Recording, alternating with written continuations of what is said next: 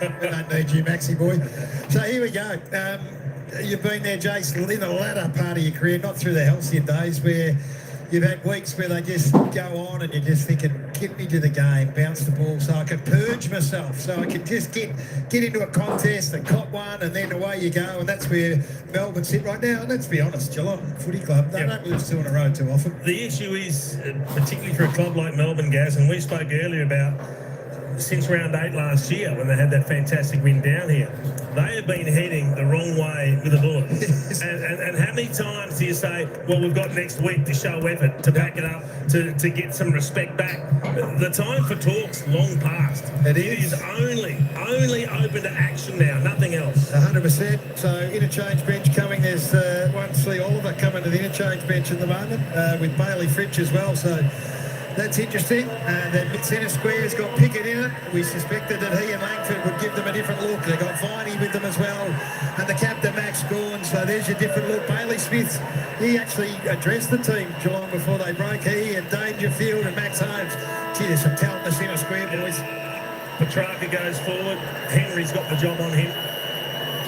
So seasons hopes can change dramatically in one game, even this early in the year. Will that be the case for Melbourne and Geelong? Just one win between them. Stanley straight up against Gawn. The ball paddled out. Langford straight in amongst the thick of it to Bowie, who was another who showed that he might be returning to his best form in the early stages of this season. So Tom Sparrow just running in the shot, comes straight up from half forward and goes straight to Max Holmes. Stanley over the top. Langford to Viney. Had to rush it onto the boot. Guthrie, claimed immediately by Melksham, and the pressure spreads to Humphreys, and we'll have the ball up. So Sam de Koning at full back, I guess, by necessity with the late change. So Sparrow to Holmes looks like a hard run with at this stage. Stanley, the tap, shot by Viney. Melbourne go forward first, but not for long. Guthrie's in the hole. And that's the problem. If you send one up to the stop and you keep one up there, you don't give this Geelong half-back a free look at it. Humphreys, such a central figure so early in his career for the Cats. Brings it long down the line. Cameron flies one-handed. Ball to be won underneath. Rivers combines with Gawn. Couldn't find the way forward. O'Sullivan intervenes. Ball up. He found himself in an interesting position there, Max Gawn. He was the one roving over the back instead of flying into the back. Not sure that's where you want your ruckman receiving the hand pass. Dangerfield's gone to full forward. Stephen May's got him. Very close to the boundary. Hard to see anything other than the ball going over. So Neil has come out. Petty's got Neil. Danger Stark in the centre square. Tom McDonald's got Jeremy Cameron. He certainly had a mixed day last week. Instead of 4 goals on Ben King. Different proposition in Patrick Dangerfield. Pickett, what a great sight for Melbourne fans to see him back out there. In and around the football. To Bowie, to Henderson. Adjusted the kick for Petrarca. Van Rooyen charging back to goal. To Koning, didn't panic even though he was out of position. A bit of a shot, but he's already out. At least that's a better inside 50 for Melbourne. So the kick from Petrarca is quick, and it's to the advantage of Van Rooyen, and he gets an opportunity to work his opponent under the footy. Yeah, the kick there from Henderson to Petrarca was the thing I love the most. Don't blaze away, find the short. Full forward and full back are going to contest in the ruck. De Koning, Van Rooyen moved him out from underneath. Melksham lost it. Van Rooyen, Henderson, Pickett. Kick smothered. Petrarca's got a look. Powerful snap. Through for a goal. Christian Petrarca rises early. Melbourne strike first. Well, that's what you're looking for. You're looking for something to build, something to stack the emotion upon. Petrarca gets that first goal. The players come from everywhere. Can they now start building the blocks, get something going? Sorry, Jace, that's what I love there. That kick there from Henderson to Petrarca is not blazing away. There would have been potentially a 2-on-1. Guthrie was in the area. Lower the eyes. See how they dropped off the back of him there? There's 2 Geelong players that have dropped off Petrarca. Lower the eyes, hit Petrarca, get a 1-on-1. Maybe could have marked it, didn't judge it that well. Get a stoppage, kick a goal. But at least if they're kicking to the advantage, and we will need to keep an eye on the quality of their inside 50s, you don't get outmarked. You get a chance to set up. Great Great sight for Melbourne fans, and out of the middle, Gawn. A hand pass forward to Viney. Smith hunted it down through Holmes to Dangerfield. So starting out of the full forward area didn't last long for the Cats captain. In towards Neil. Jeremy Cameron's now the deepest forward if Close can get control. In fact, he cleared the path for him in the end. Close and handled well. Rivers starts the charge out of defence. Langdon versus Myers and the boundary line. It's going to be interesting to keep an eye on how Melbourne approach Tom Stewart. It looks like Melksham wants to go to him. He started on Harry Sharp, and now Melksham seems to be rolling up onto him. 4-1 Melbourne clearances started in the clearance game really strongly. Gordon takes front position, wary of Stanley, who comes from the side.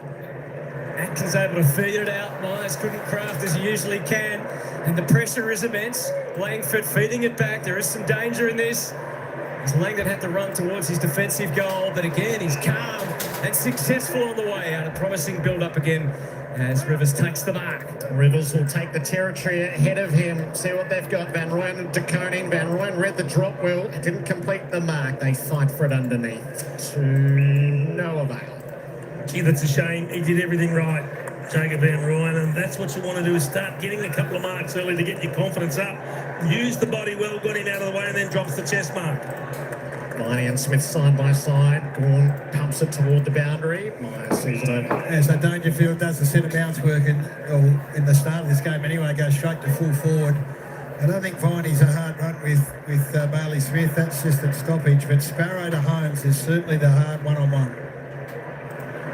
The Demons have the first, and they look to build on that.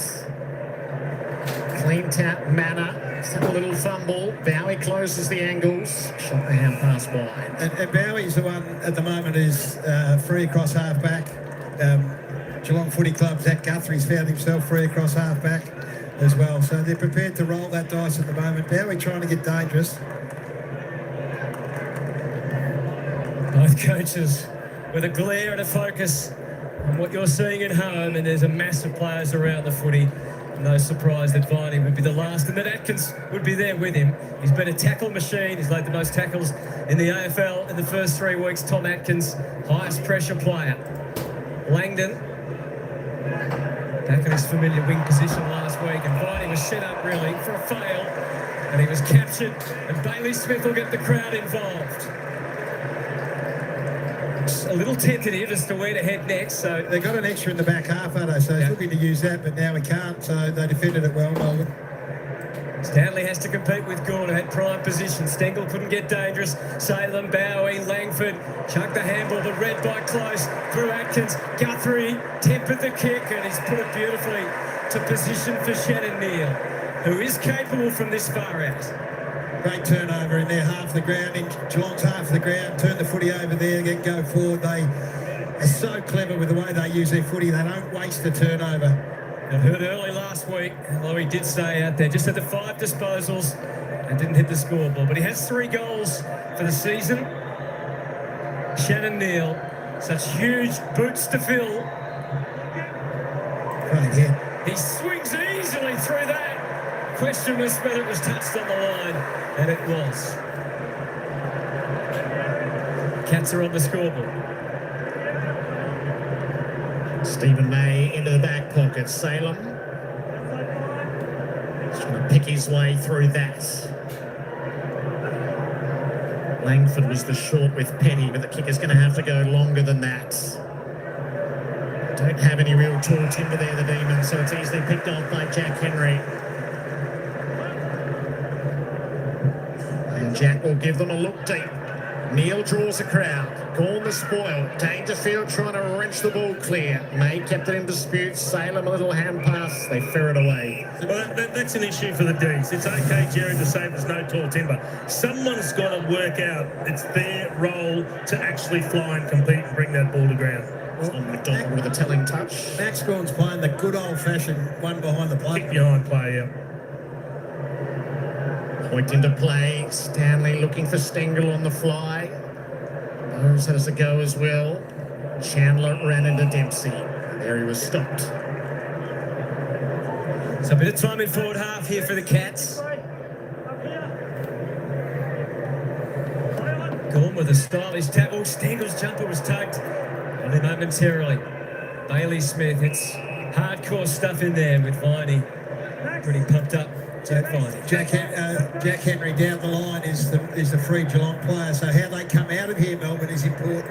Eddie O'Neill back in the goal square. Dangerfield the cold face. And Dempsey popping up in the right place as he so often does. Shakes his head in disappointment. That was a golden opportunity. Does it surprise you, Gaz, from a strategic perspective that Melbourne are happy to give Geelong the loose behind play? It does, but their handball receives a double Geelong. Close, terrific smother. Gives the Cats a chance. Cameron set himself front on. They can't make a mistake like that and expect to get let off by this Geelong team. Terrific forward pressure again, and it's lived in this half for a moment. So Stephen May just... Jeremy Cameron, after a couple of uncharacteristically quiet weeks, hits the scoreboard, and the Cats in the front. Stephen May just makes a bad error, and you pay the price, Jay. So he's a star. Jeremy Cameron, 5 times only been targeted inside forward 50 for the year, which is extraordinary, really. So expect him to perhaps play closer to home, but they've had a good 3 or 4 minutes here. The Cats have had field position. They've kept it in their half. And the one behind the play that you're talking about, and here's the smother from... Well, you've got to remember, they're the number 1 pressure team in the comp and the number 1 pressure inside 50. Exactly. Melbourne have to be aware of that.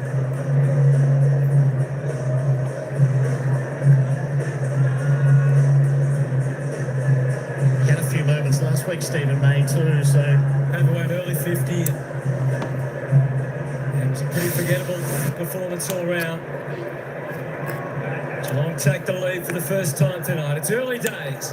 Gawn and Stanley. Gawn had a clear advantage, and instead it's snatched out of the middle by Dangerfield. Depth on the kick. It was just a step behind. May picked it up with good intentions that time and was able to get the Demons at least up to the wing, but then Dempsey intervened with an excellent tackle, and the follow-up was just a fraction high. And straight over Viney's shoulders. He will take the kick and just goes down the line. So took what was on offer. De Koning eyed it up, but he was buffeted away. Henry had to force the handball all along the line. Chandler did a great job to keep it in, and Melksham service beautifully to Pickett. With a kick down the line, you held your breath because of what Jason pointed out. It's Jack Henry sitting back there, and Tom Stewart, Zach Guthrie that can come off their man. The fact that they got the ball to ground was what was absolutely critical. They're not a big contested mark team anyway. Get it to ground, and then for the second time, some judicious kicking forward pays off. So Cozzy Pickett in for the first time this season. It's got a lot of work to do. It couldn't hold its line. And it misses the way to the left. He's kicked 12-9 in 7 games against the Cats. So he, as you would expect, has posed some level of threat without going absolutely crazy against them previously. Well, when you kicked 11 goals, 9 goals and 8 goals, Haddon, you're the worst. Good work from Langdon to affect the spoil.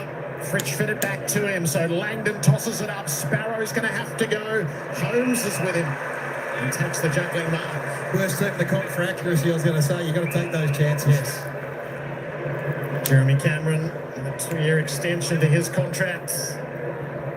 Everything goes well, it puts him inside of 300 games. One of the forwards of his generation. Long down the wing. Chandler underneath. Atkins. So really good work by young Closey there. Came back and he went straight to Gawn and just blocked his run a bit, trying to get him outside this market contest.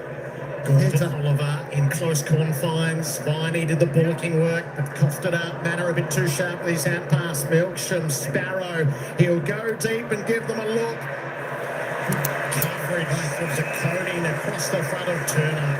That's a fantastic spoil. That balling flight with the position that Turner has, most times you think the defender's getting done there, but De Koning gets back and gets a fist on it. Was in very good form in the VFL last week. Turner looking to bring that to the big stage tonight. There's a glimpse of De Koning's first year when he was runner-up in the Rising Star. He's on the footy again. Hand pass to Dempsey. Too tight to the boundary. So just on the max score on the old-fashioned one behind the play. So that means Neil has come up to at least try and contend. Leaves Stephen May as the one right out the back. But he's definitely trying to hold up and support the back half here at the moment. Cats by a point. Demons in attack. Stanley. Chandler, though, rounds it up, kicks it into his own man, Henderson. The ricochet, well gathered by Myers. He's found the kick on the way out for Dempsey. And just pauses as The Cats try and form something to go to along the line. He takes the short for Manor, who's an important inclusion in his Geelong team. Guthrie has had to cover so much. Has matured brilliantly, Humphrey. So they look to switch. Can they do it with some semblance of pace? Jack Henry on the outer side. Sullivan continues to impress. And the number one spoiler, second most intercepts. Ooh, he hasn't been Geelong long, so he's got to learn how tight that boundary is out there, as opposition sides find way too often. Humphreys puts a bit of pace on now. It's going to drop short. Gawn the first to realise through his fingertips. Neil back to Smith. Standing start in the vicinity of close. That's McDonald tailing him. And it was all in the favour of the forwards. A bit of Cats chaos. Jeremy Cameron just popping up about 45 metres out from goal on the way to the left. Well, it worked. The Gawn factor meant that they had to change direction, couldn't go down the line. They went round, they got some pressure put on them, and in the end it was a dump kick from Lawson Humphrey, and Max Gawn should have gobbled it up every day of the week. So as we said, Jeremy Cameron, 4 goals in round 1 and just a single in the next 2 without really looking at home, but he already has one under his belt. He's going to drift across, and again it's up to the Melbourne defenders to make sure there's no further damage done. So the Cats and the Demons have both missed some opportunities, some tougher than others. Geelong with a narrow 2-point lead. May to pick his poison. McDonald find the way out from here. Salem offers the viable option. Pressure closes, so he gets it off for the run of Langdon. They are all pretty well manned, as you can see up ahead. So not much with the short kick, which is not paid. So Petty in a spot of bother, and Myers closes Langdon down. Cats keep it trapped. Both sides, Jace, have to go into uncontested mark mode because of the numbers down the line. And so then you say, well, who are the better pressure team? And that, as you rightly pointed out, is Geelong at the moment, or has been historically in their half. Just jabs being thrown early. DeConing got rid of Gawn. Sets the Cats with a deep chance. Kneels the target, knocked away by May. He had McDonald there for support. It's amazing what he's asked the players now, isn't it? DeConing now goes into the ruck. But what a luxury it is, Hutto. He plays key defence, and now he just sits back in defence behind play, but can have a little stint in the ruck, and against the best in the business, he wins it. Neil's going to ply his craft here. Gawn having none of that. Did drop it. Ollie Henry wears the tackle.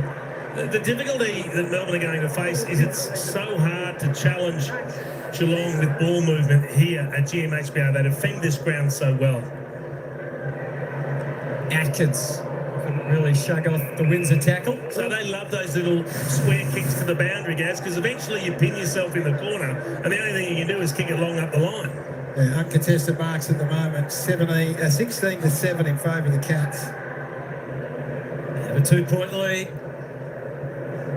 Atkins was on the move. Bailey Smith, he kicked it so swiftly. May has been doing that for years. Maybe not quite the dismount.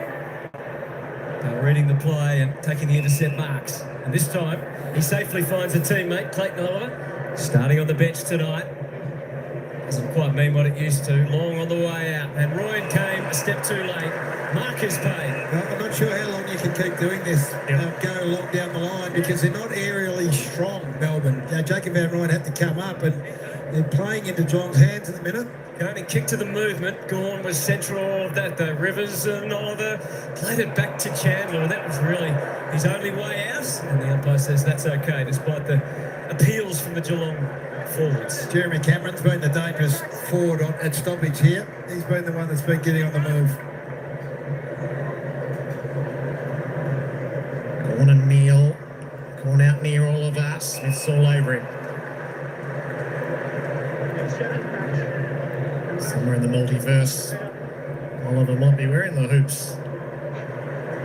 Gawn out the side, hoping for Langdon. It is being played in very close confines. If you've got a ticket under the scoreboard over there, you get a good view of the action at the moment. Cats by 2. Another stoppage to work their way through. Oliver and Smith underneath near it. Cameron, he is the most lively. He's given Dempsey a look. Chandler's playing ever so well. Thwarts that 3-point leaders. You get a feeling that particularly Melbourne's games plan early, you don't get blown out of the water, Jason. I think but we've got to watch the way they're moving the ball, Gaz. And here's another up the line to a contest. well, they've been so poor at it. Yeah. For the last year and a half, they've been 16, 17 and 18 from moving the ball from half back forward. But the way, you just got to say, the way they're setting up, with Max now back behind the footy again, is that they're just not getting blown. They don't want to get blown away early. Dempsey sends it back yet again. May the most likely. And even on the follow, Windsor collects to Bowie. Melbourne look a little different. More fleet of foot when those two are involved. Probing kick for Fritz, who takes it cleanly and bolts. He needed runners on the inside. Trying to connect with Sharp or Pickett. A couple of fleet-footed Ds to centre half forward to Henderson. That's more promising build-up, Melbourne. Now the finishing touches. No, it was well seen by the hard-working wingman that is Dempsey. Jumped in front of Viney. Sabotaged the move forward and kicks a wobbly one to O'Connor on the way out. It's a shame. They'd done so much right in the build-up, the Ds. They moved it quick, they changed direction, but the final kick inside 50 let them down. Neil's the target up the line. Mabry's fist through it. Ollie Henry underneath. Releases Atkins. Manor can put the Cats inside 50. Wants close. Got the release and took the mark. Can't tell you how good that is. Can't tell you how good the kick is. The kick was great, wasn't it? And then the actual mark in the end. So Windsor didn't do a hell of a lot wrong. He was a bit aggressive in positioning, but the kick was this is just delightful touch. Look at the hole. It's not that big. Windsor got some body contact, and then it was up to close to execute the mark. Brad Close, and a game being played in tight clinches. Chance to extend the Cats' lead, and he won't miss by much. Just a bit. Down by 4. Close only counts in horseshoes and hand grenades. Now we're back into play to Salem. It's great to see him fitting well at the start of the season. Back to Bowie again. Fritz! Not quite. That helps him out though. And now again they can run well. Pickett, misplaced hand, straight to Stewart. Myers couldn't believe his luck. Down to Neil. No mark. Good defence from Windsor. Blind handball from Bailey Smith. Penny put it back in the hands of Windsor. So Melbourne try again. That's even worse. A third time. Waited and then releases to half forward. It's an outnumber. Melksham, the maths were against him, and so is the umpire. He's paid the free for a bit of an arm shot there, but it'll be fine. It's going to be hard work for these Melbourne forwards. They outnumbered every time they go forward. Jack Henry's the man that's sitting in the hole, and I guess the best outcome for them would be to get the ball to, well, the best is the market, but to get the ball to ground. Stanley's kick's no good. Turner right there. Probes. Stewart came up, just had the carry. Pickett swoops on the footy. Arches, shimmies away, kicks to the square. Oh, fingertipper. Melksham couldn't haul it in.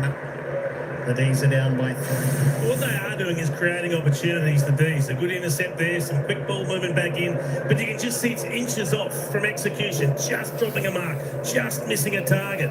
They're not far off. Humphries bounces and ponders, but eventually kicks cleanly to the wing. He was a likely type, this young lad. What about the size and the athleticism? And there's a watch with Max Gorn as well.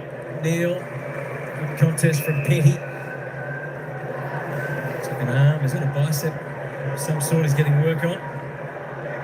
It's pretty glum, isn't he, at the moment, Max? Hopefully he's just getting a breather. Cats lead by 3. So with 5.5 minutes remaining in the opening term, goals have been at a premium. As we said, just one win between both sides through 3 rounds of football. So there is a lot on the line. Langdon back to Windsor, back in the team to give him some zip off half back in his second season. That was quick from Clary, straight to Viney. Really did make it his problem. Langford, the hands were sharp, but it comes undone. Close run into Van Rooyen. He had the back up. This is close Z, inside 50 on the bounce. Dangerfield somehow made it his own. He's been doing that for 18 seasons, but he leaves this behind. And Henderson cleans up and does it well. Possibilities open up for Melbourne. Oliver uses it for Sharp.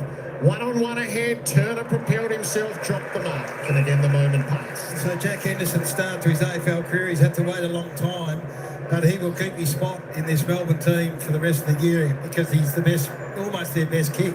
He's getting bang for his buck every time he gets the ball. Stanley and Van Rooyen. Van Rooyen comes up with the free kick. Did well just to take front position away from Stanley. This is the reward for it. The entry inside 50, no real penetration about it. Jack Henry had it scouted. He's a star, this fella, Jack Henry. Mind you, it'd be nice to play in the hole, Jason, just sit there, but he does it better than anyone. Myers meanders, then goes short to Bailey Smith. He's got Close up the line. May's left his man. Close takes the mark. He did well, Stephen May. He could have killed Brad Close then. Close has a look at the deep targets. He's gone for Ollie Henry. Couldn't hang on. Salem pinched it out of the hands of Stengel. Will he get away with it? He will. So that's the changing nature of the game, isn't it? He left his man Steve May to try and close down Brad Close and was just a fraction late. Now, if he runs through him, he's having a big stint on the sidelines, but he's got to run past him, and that allows Close to play on.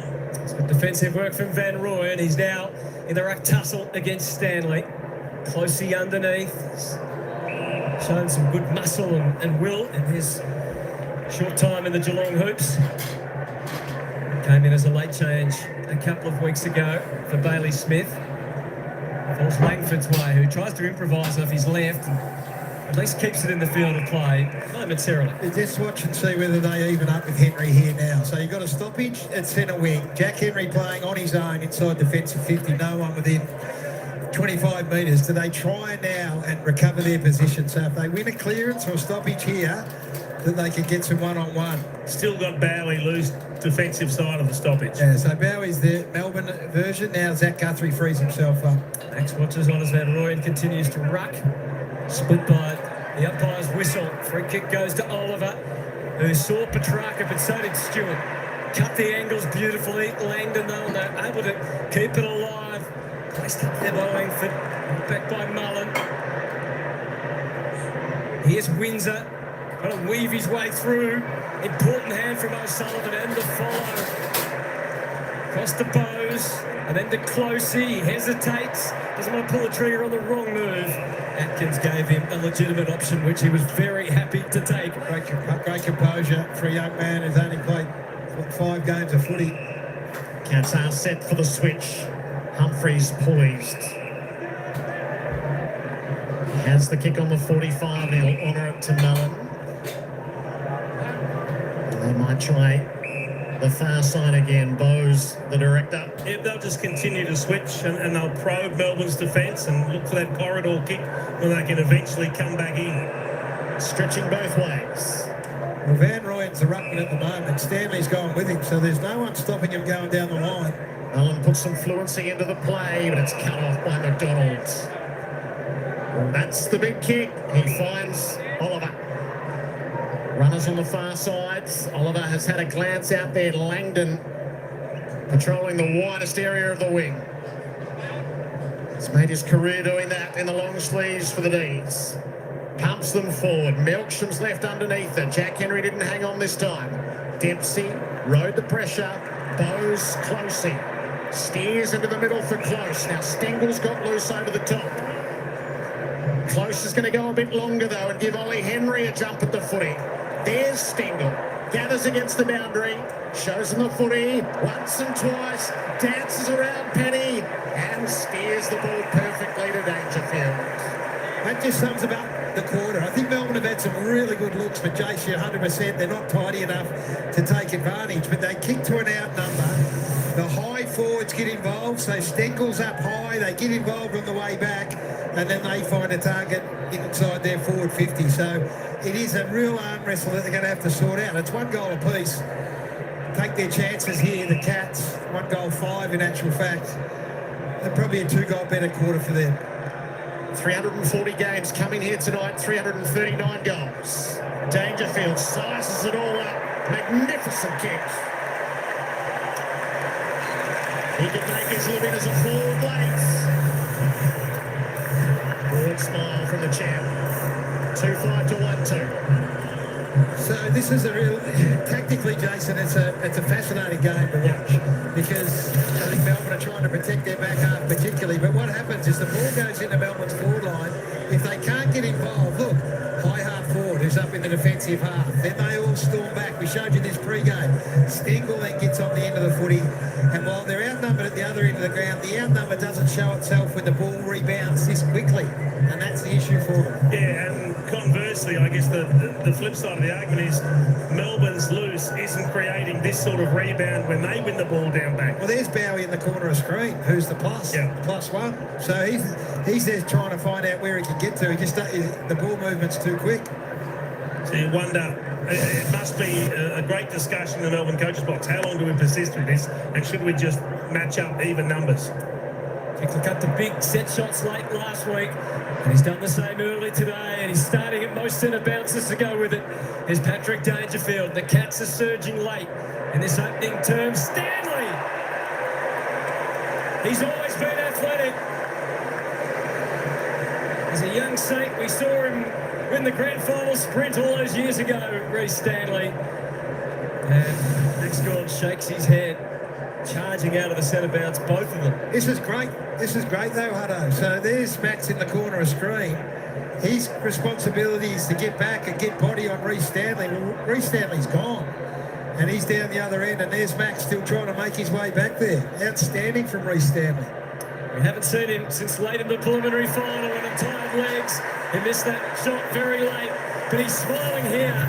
The Cats put their foot down late in the opening term and will lead a low-scoring affair at quarter time with only 6 seconds remaining. It's a great effort from Stanley. He's doing to Max Gawn what Max Gawn has done to a lot of other ruckmen for a long time. He's the one pushing forward. It was too powerful, too quick from danger in the middle of the ground. He showed Clayton Oliver a clean pair of heels. He just had too much explosive power off the mark to take the clearance away from Oliver. And then it was Stanley who just bolted forward. Brilliant play. Yeah, so when Mark Litzarves is laid out, I'm sure Stanley's performances against Max Gawn would have been, like for like, as Chris Scott said and told us pre-game. But then he'd be sitting in the box going, we pulled the right rein here, boys. To see him charge forward like that, challenge Max Gawn, great effort. The Cats land 2 shots late in the opening rounds. And the ruckman will see us pretty well to quarter time. 15-point leaders on home turf. Langford lands one on Dangerfield all the way back. So played in tight, Hutto, and then 2 good shots from the Cats. Yeah, and that man was pivotal to it all, wasn't he? He's played his footy in South Australia, and everyone will next week. Getting ready to get on the road as everyone is. The sights and the sounds of Adelaide and South Australia with AFL 360 and all the shows there to lead you into what is going to be a magnificent gather round on Fox Footy.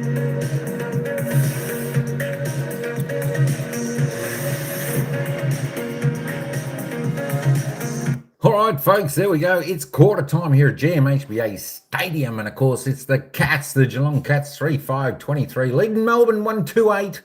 Not a bad quarter there from Melbourne. I think after last week's demolishing, they got a bit of a rev up. And, of course, they actually came out and played reasonably well in that first quarter. But Geelong's class just took over, snaring those final 2 goals in that quarter, taking the margin out to a handy 15 points. At quarter times. Welcome in, Mark. How you going in the live chat? Of course, he named Bim Bim. The manager's there. The famous Adrian Sports Channel. G'day, Squire. Tell you what, there we go. And of course, Ryan. Welcome in, young fella. A good game down there. It's about 13 degrees down there, GMHBA Stadium. So just a beautiful evening down there. Not too hot for the players, so they should manage to get through the game pretty well. But there we go. Let's just have a little bit of a sneak peek. Just before we go any further, we didn't have a look at the lineups, just the ins and outs of these 2 teams prior to starting. So the ins for Geelong were Tom Stewart, Sean Manning, and of course going out, Mitch Nevitt and Jai Clark. Of course, Tom Stewart a good in there for the Cats.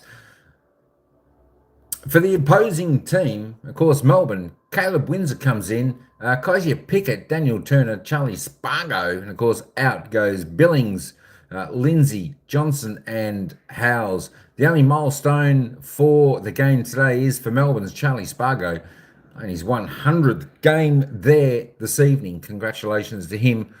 Fantastic effort putting up the 100. Let me just reload this. We'll have a look at the goal scorers. And of course, the leading disposal getter before the commentators come back to take us into the bounce of the ball for the second term. Let's just have a little bit of a look at the goal scorers so far. And of course, for Geelong, Reece Stanley, Paddy Dangerfield kicked a ripper from the boundary on a tight angle, straight through the sticks it went. And of course, good to see Jeremy Cameron with one on the board early. So 3 goal scorers there for the Catters. And of course, Christian Brachaka, the only goal scorer there for Melbourne. So look at the disposal count. Who's leading the way? Well, no one's taken this game apart, as you can see. 7 disposals is the highest on the ground. And of course, 4 players for Melbourne have that. Clayton Oliver, Stephen May, Harvey Langford, Ed Langdon, all on 7. Jack Henry with 7 also for the Catters. Jack Viney there was 6. Let's just roll down the board a little bit. See who else we've got. See how they're faring so far. Where are we going? Trent Rivers there with 5. Of course, for Melbourne. Paddy Dangerfield, who I said kicked a goal. 5 touches, 3 kicks, 2 handballs. He's had a mark, 3 clearances and a goal. So he's looking reasonably good. Also, Christian Petrarca, the gun there for Melbourne, just the 4 disposals, 3 kicks, a handball. He's had a clearance and a mark also with that goal. Going on. Sam De Koning, just the 4 touches there for the Catters. Maxi Gawn, the big man, just the 3 disposals. All handballs, of course. 13 hit-outs to him. Of course, Reece Stanley, the other ruckman, 2 disposals, 2 kicks, 1 goal, 11 hit-outs there for him. For the Catters. All right, that'll do for the stats. Let's get back down to the ground. And they will take us to the bounce of the ball for the second quarter. Whereas the Cats by 15, the bounce of the ball will be with us in about a minute. Outnumbered again is ascendancy. Jack Henry becomes a spare. This one here, Sam De Koning becomes a spare. The higher up the field, they're able to get the stop. They're able to get Sam De Koning involved, get him as a spare, so they don't have to worry about the key forwards, really. Boys, I wonder, for the D's to get back into this game in this second quarter, what do they need to do? They've got a couple of issues. Moving the footy from their back half, which has long been an issue, continues to paralyse them in lots of ways. Although it's the way this game's being played, they don't want to go quick because there is an outnumber at the other end of the ground. When they do go, they've got to be smart with the ball use. And we saw it early. And this, when they do get looks inside 50, they went inside 11 times to 13. The ball use is really important. And I love this from Henderson. This was right at the start of the game. So rather than play his way, his defenders have dropped off. See that Henry dropped off Petrarca. He lowers the eyes. Maybe could have come inside there. This goes out of bounds and they end up getting a stoppage. And Henderson's ball use has been really good. And then Pickett gets involved as well. These are the looks that Melbourne got. They got some good looks. That kick there is a lead as well. So that Ruby is one of the key things they've got to get going. The other one is their ability to move the footy from one end to the other. But it all comes down to the way the game's been played, Jace. The trouble is the kicks that you just showed, Gaz, are too few and far between. There's a difference in class when it comes to ball use. And you look at the kicking efficiency of the two teams. Geelong's up at 76%. And the D's are down at 55%. That's just not going to get it done. 33 uncontested marks Geelong have taken for the quarter. Only 4 times last year did they take more. Now, Melbourne give them that because of the way they're playing. So Gawn goes straight behind the footy. The +1, Sparrow comes up as a high half forward to take Max Holmes, and then it leaves another number behind the ball. Well, yeah, you're going to have some uncontested ball on the way through, but 33 is a lot. Playing into their strengths, I think, from a Geelong point of view. Jack Henry outstanding, just controlling things in the back half.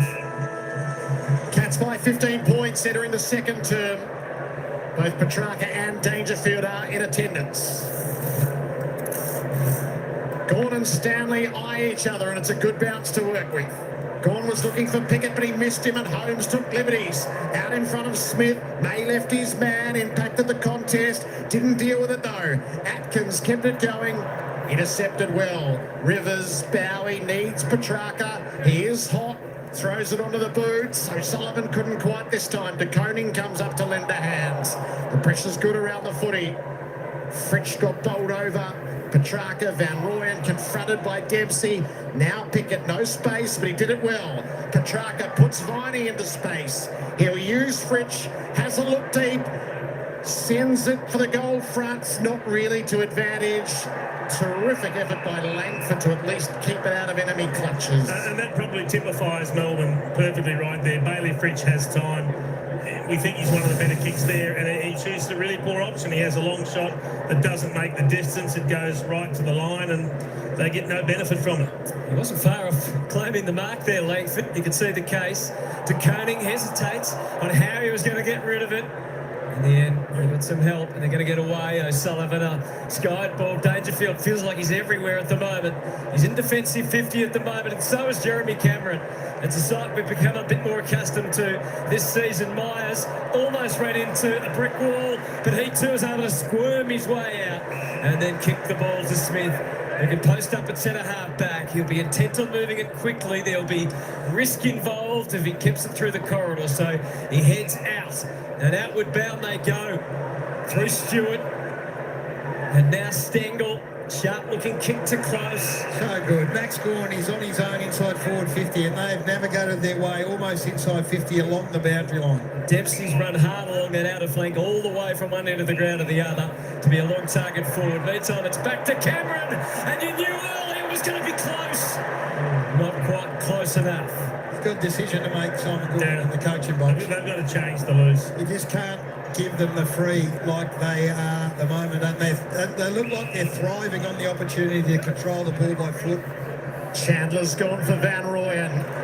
Jack Henry dealt with it. So I'm sure the planning goes on all week, but right now I think the Geelong coach's box is really comfortable. De Koning now is the one behind the footy, he's the loose. Guthrie now folds over and he's the free. 16-point margin. Viney on the fly. Releases Chandler. Has a look long. So it's a kick to a contest. The Cats have got their spare there. Jack Henry ferrets away. Guthrie got out of a tight spot. And now Stewart can set the Cats up. Dempsey. They've got numbers running forward. Holmes. Or more centrally, Guthrie. Metfrad on. Well done by Petrarca. May. And the Demons find the right path forward. Fritsch is the target. Stewart saw it coming. Dempsey and Jack Henry right underneath it. So takes a marking. Dangerfield got pole, but he couldn't hang on. He got dealt with by May. Stanley pushes hard forward, evens up with Max Gawn. No numerical advantage at the other end for Melbourne now. So it is Gawn and Stanley over their heads. Neil tapping it at the front. Bailey Smith just impacted as he kicked. Jeremy Cameron buzzing. McDonald, who's a regular opponent for him, sees it over the line again and out of bounds. And Chris Scott's taking advantage of what's been offered up to him beautifully here. So at one end you think, where's the outnumber? And down the other end, as soon as you turn your attention to Geelong's forward line, they've been able to get an even number set up. Stanley prevailed with a tap. Dempsey and Chandler. Dempsey, clever hands. Stengel from the corner. Petty on guard. It got big on him quickly. And the nervous moment was there for Harrison Petty. Back in his more comfortable domain this year as a defender. Rivers to bring it back into play. 4 rush behinds conceded so far by the D's. Kicks and nobody in particular. Big ball to win. Melksham was there. Langford. Oh, that's not going to get it done. Straight turnover, and Guthrie can send the Cats forwards. It has to be a free kick. Unrealistic stuff. Rivers was all at sea. Cameron uses it patiently. And Guthrie. What's he thinking? Checks the kick for Stengel. Got a hand for Dangerfield. The pounce, swoop, and goal. Dangerfield's got a couple, and he is in a mood. Geelong have broken it out to 23 points. Outstanding Dangerfield. He's doing everything at the moment. this is what frustrates Melbourne supporters. You go to the other end of the ground. Well, here's the setup here. I don't know what's going through Rivers' mind there. That's in your forward half of the ground. That's mind-boggling. And there's that many red numbers that have all folded back here. And still they're able to look up and find some space and a free man in Zach Guthrie. And then they end up with some, Guthrie some Dangerfield superlatives. But it started with the Langford run going forward. Here's Dangerfield just swooping in and kicking it beautifully. But Langford runs forward, and we've talked about the setup all night. In the end, he had nothing to kick to. He's a young kid playing his 4th game, so he said, I'm going to kick it anyway. Kicked it straight down the throat of the +1 in Geelong's half. I think he's earned that little rest. His 2nd goal of the night. Stanley pokes at Oliver into a tackling mode. He wasn't going to let Max Holmes escape. Just perplexed by the Bowie loose option, Gaz, because he's had half a dozen possessions. He might get another one here, but no impact whatsoever. He's not an intercept player, he's not a mark player, and he's not turning defence into attack. Whereas if you allow a Stewart or a Guthrie or a Henry to do it at the other end, they'll take the intercept mark and then they'll turn that defence into attack.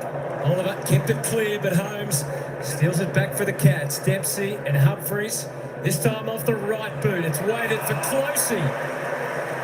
Held Salem at bay and took it well, Gas. Humphreys is Bowie's direct opponent at the other end of the ground, if you like, the spare. And Atkins, almost every other player, certainly every opposition player, is ahead of him. So densely populated inside the forward 50. Can they probe and poke and find a little cavity, or just get along towards full forward? Dempsey with Neal, both doing the rising. This is Closey and Sharp and Salem work in tandem that time. 65% to 21% scores per inside 50 in favour of the Cats. Gawn steps around, but he's knocked it straight to Manna. Gives the Cats a look around the perimeter. Myers is going to have to go. Rolls away, steadies himself on the angles, and then picks the kick. Dempsey couldn't quite grab it. Myers was able to fool Langdon then. I think that the mark had been paid. Got him to back off. Certainly found an option where they were hard to see. Stanley leads up. Bowes dispossessed. Atkins pulls it clear. It was a hoping hand pass. May again just couldn't quite deal with it. So Atkins has got a fresh look. Out the front they go. It'll be a goal. Bowes slots it through. Could have given it to Close. Kicks it himself. They just pick their way through close confines, the Cats, and it's a big lead building. They're just such good decision makers. You mentioned it, Jared, in tight. They don't panic. They don't do something that's not going to work. They take whatever time they've got to make the right decision. Quick hand pass, or just push the ball in the direction of a teammate, and then they make it up as they go. And they've just got a little bit too much class. That's the difference that we're seeing at the moment. And the pressure from Melbourne just non-existent in the end. So there appears to be some degree of confusion out there. Just watching a lot of stuff that's happening behind the footy and trying to close up gaps and set up, and it's just not happening at the moment. And for a side that has kicked in the last 3 weeks, they've kicked 11 goals, 9 goals and 8 goals. And they're chasing down 5 goals, 7 already, and they've got one to their name.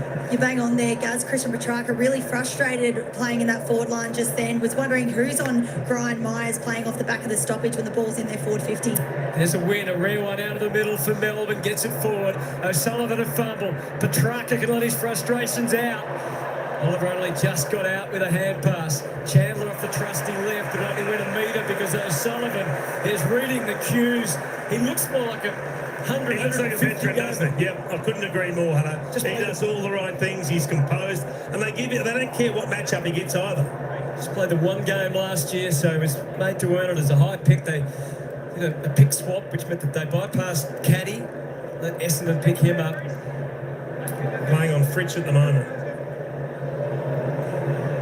Oh, lovely left-hand handball from old mate.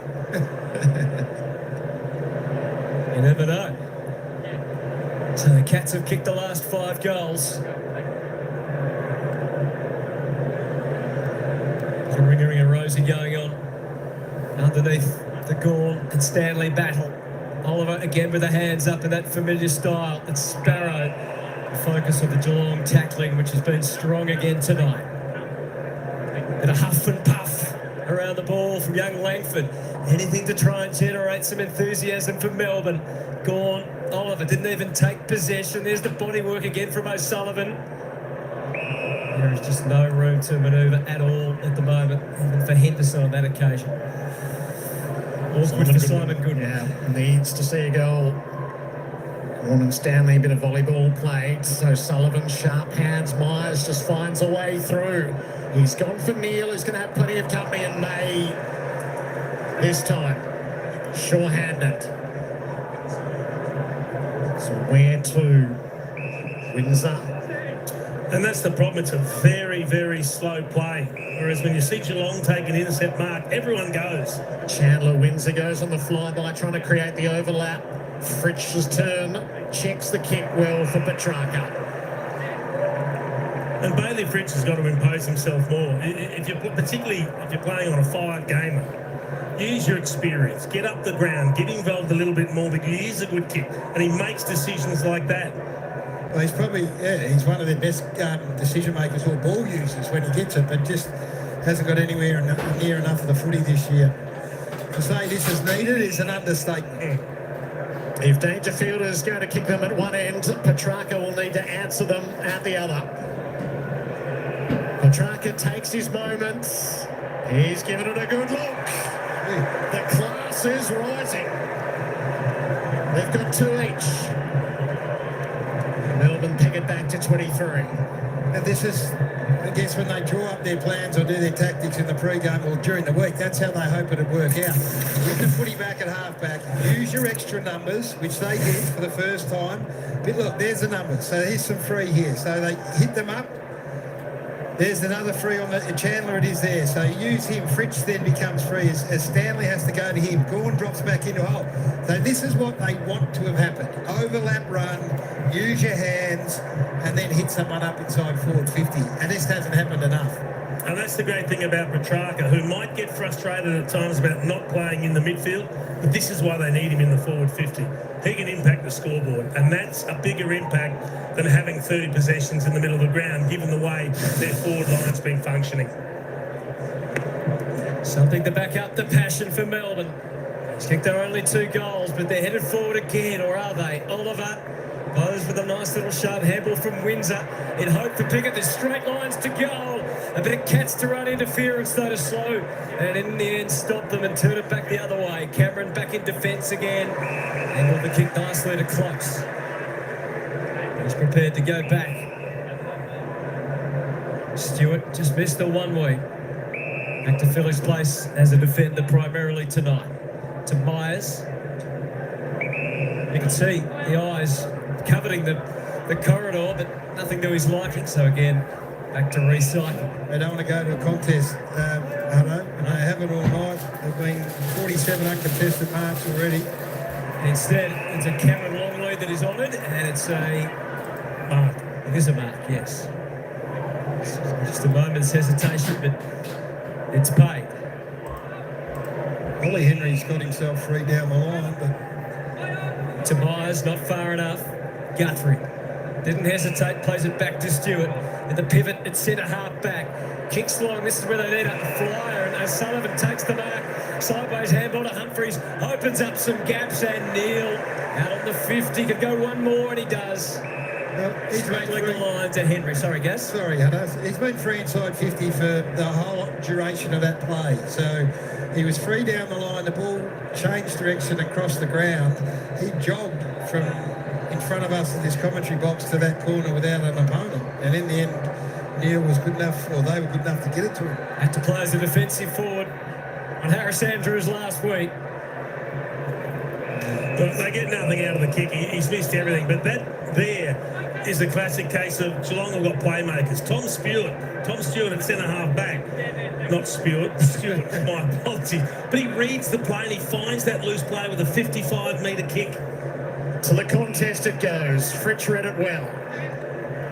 Melbourne will try to look to build from that. Bowie is the man to send them beyond halfway. Milksham. So Melbourne starting to win some contests. Up inside the 50. Van Rooyen. Went in, dropped the mark. Shot it side and missed. Sharp tidies up. Trying to find the path back in. It's Viney. Charged down by Guthrie. Guthrie and Viney go back to work.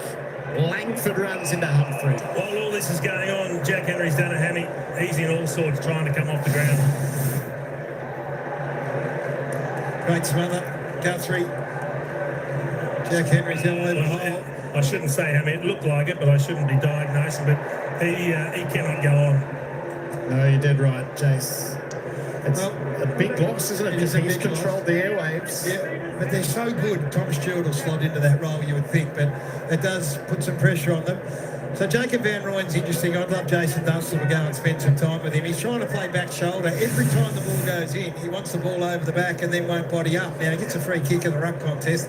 Got to take his opportunities, but he's got some learnings to do, this young man. These 2 goals are against the flow big time, must if he kicks his goal. He's going at 1 goal a game this year. Jacob Van Rooyen to fill his quota initially. He does. So Melbourne string a couple together. Can they get some momentum from it? Well, the good thing about him is he's a good set shot. He's not getting many opportunities, but he can certainly make them count when he does. And we spoke pre-game, it's not easy playing forward for Melbourne at the moment. You're not getting great looks. So this is half back again. So again, they work their way forward. I just want you to talk to me about Van Rooyen going back shoulder here. We saw it in the first play of the game, remember? If you're going to play there, Jace, he's got, like, that's a push for mine. All day long, that's a push. Does he need to be able to come back up on the footy? Well, he does. Some of it's dictated by where your opponent's playing, and if Guthrie's playing in front of him, well, then you don't have that option. But you've also got to read your teammate, who's got the ball. Can he kick it 60 to get it over to the back, which is where he's going. Roops? Jack Henry's just gone straight down into the rooms, really holding that right leg, unable to extend past that straight leg area. So gone straight in, definitely looks like a hamstring. Things swinging Melbourne's way perhaps. They kick the last 2 and they threaten again. There's no bigger threat than Christian Petrarca with a long bomb. Van Rooyen, was that a hold? It was. And it goes the Cats' way this time to Guthrie, despite the ever so innocent look on the face of the full forward. Tom Stewart's hurt his knee behind play as well. Just in that play there, he's hobbling around at the moment, not able to get into a jog. Boy, on the way out. A fly from Dempsey, doesn't bring it down. Salem, forward handball. Mullen put his body in the path of danger. Closey to Bailey Smith. Quieter of late, and he wobbles one forward. Clearly a skill error. Another throw in. He's looking up a little in the Melbourne box. Well, they're just starting to get a little bit of overlap off half-back, Hutto, which if they are going to continue to play this way, they need to get that drive. Koenig trying to connect with Stengel, but instead it's Viney. Again, Closey doing those tough and hard stuff. Not very glamorous, but effective. Speaking of glamorous, Bailey Smith. And now Salem for Melbourne. He's had a good look inboard. And committed to the long down the line. Gorn is there. Geelong free kick. Tom Stewart staying out there for now at least. Blues inboard. Just 5 possessions for Max Holmes. He's done a good job, Tom Sparrow. Bose makes it up on the fly. He's gone for Ollie Henry. Close. Bailey Smith. Stengel. Cats are threatening. Stengel settles. Balances. Myers. Close. Can they get a kick away? Not yet. Bailey Smith will have to go again. Myers is still a chance. He carved out a kick low down. Ollie Henry over to Koenig. Changed his mind mid-move. And the moment got big on him. Petrarca dragged off it. De Koenig will get a second look. And he learns from his mistake.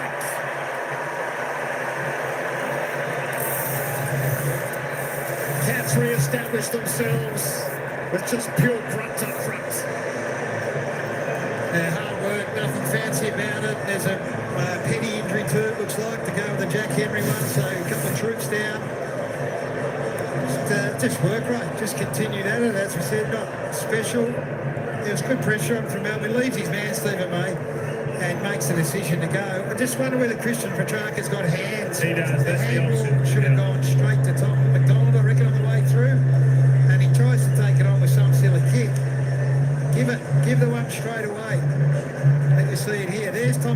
give it rather than back it back into that pack and kicking it straight back to Koning. When they do the career highlights of Sam de Koning, it's where the edit starts in that passage of play. He's had to be versatile tonight. Full-back, ruck, and having a rest now after kicking a goal. Harry Petty was just getting his left knee tested. Extra Gall imposes himself and gives the forwards a chance to run and jump. But been there for a long time. Stewart toppled again without the footy. Langford rolled onto the left and answers immediately. There's the hope for Melbourne fans. Well, we saw him do it last week. He's one of those clean users of the football. A beautiful left foot on him. Something about lefties, they just look good kicks, don't they? But he made that look easy. And he brings a bit of enthusiasm. Really lifts them. A young player like this that can just slot in, get involved, finish when the opportunity arises. That's a fantastic finish. He's a beauty. And it just keeps the D's in the game. Watch, he come from the centre square here. Just watch the shrug off. Just off you go, Ben. Jack, and then bangs it through. So there is some hope there. He's going to be around for a long time, that lad. And the finish is all important. Take opportunities when they present themselves. It's about an okay 10 minutes. No damage done, back at 17 points with 7 minutes remaining in the half. Gaunce tried to have his way in the middle. Dangerfield swoops. Pickett brought him down. Danger's hand pass was ineffective. Oliver Atkins trying to hand it off to Dangerfield in close border. Mark O'Connor is tonight's sub for the Cats. He'll replace Jack Henry. Oliver gives Melbourne another look inside 50. They all grapple. O'Sullivan made the spoil on Turner, but he went over the shoulder. It just evened up a little bit. I'm just watching Sharp, who is the high half forward role, and he's not getting as far away. He gets 5 metres in front and then he's prepared to come back and engage, and that just puts a little bit of doubt in this back group about when to go and when not to go. Spoke about Jacob Ryan before playing behind. Turner plays in front. And that's what gives you the opportunity to earn those free kicks. If you can hold that position strongly, it puts pressure on the defender. And now he's having a shot for goal. Played in the loss against North, kicked 1 goal too. Daniel Turner from range leapt into it, leaked it right. They're close to being right in this contest. They're very close. It's a massive 6 minutes prior to half time. They can get themselves knee deep in this, but if they concede a couple, all of a sudden the pressure's off. Hit 3 of the last 4. That could have been 4 of the last 5. And I just think they're closing up on this sort of freedom that this back six has had for such the majority of this game, Geelong. Stewart tries one side and then the other. Out to Zach Guthrie. Just tempered the kick, but as you can see, didn't execute Fritsch. Quick look forward. There's space there for Van Rooyen. Desperate effort from Guthrie. Just to tidy things up. But that kick was hunted down as well. Pickett doing some hunting. He'll want it back Windsor with a dancing feet.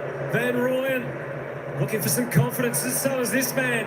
Had 3 shots and missed last week. And then he's unlike Bailey Fritsch to miss, but what a difficult one. He's done it again. Good pressure. Repeat pressure. Coursing turnovers inside.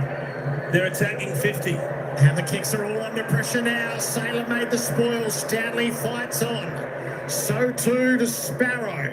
Doesn't quite amount to anything initially. Got to fight the fight though. Shot out the way of Langdon. Steadies up. Should have done better. It's been a monstrous 90 seconds for the D's. Just in terms of what they've shown in pressure. And all of a sudden, for the first time tonight, Geelong second-guessing themselves. Their use of the footy, their kicking option hasn't been the best one. They just haven't been able to finish the D's. Give it an easier way out this time. Cameron to O'Sullivan and then to Bailey Smith. So they'll get to the wing and maybe further. Dempsey has the long reach. Melbourne are well stacked ahead, so he had to pause, but he had some options. Henry waiting for the most compelling offer, and he's still unsure about what that might be, and he never really made the right call as McDonald stepped in to cut that off conclusively. And now they can run through the middle, although that's a butchering of the ball. And Bose takes the It's so disappointing because they are building some pressure, and that has come because they've evened up a bit. And when you even up a bit, you're close enough to put some pressure. Humphrey sends it in again. Dempsey still wants to fly. He was worked legally, said the umpire to Chandler, despite the protest, and that he can run through Fritch. Fritch is off. Had the bounce and delivers, hoping for Melksham. He comes up and takes the mark. Now Van Rooyen's rushed on out the back.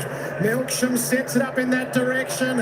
It's got a bit too far. Turner on the spoil. Van Rooyen sticks the tackle. They trap it deep. Mark O'Connor, the Cat sub, is ready to enter the game. It looks like Jack Henry has been subbed out with that right hamstring. Got to make more of that chance, Chase. Yeah. Just back shoulder again, Van Rooyen. Always heading back to goal. Just hook turn, hit back up at the kicker.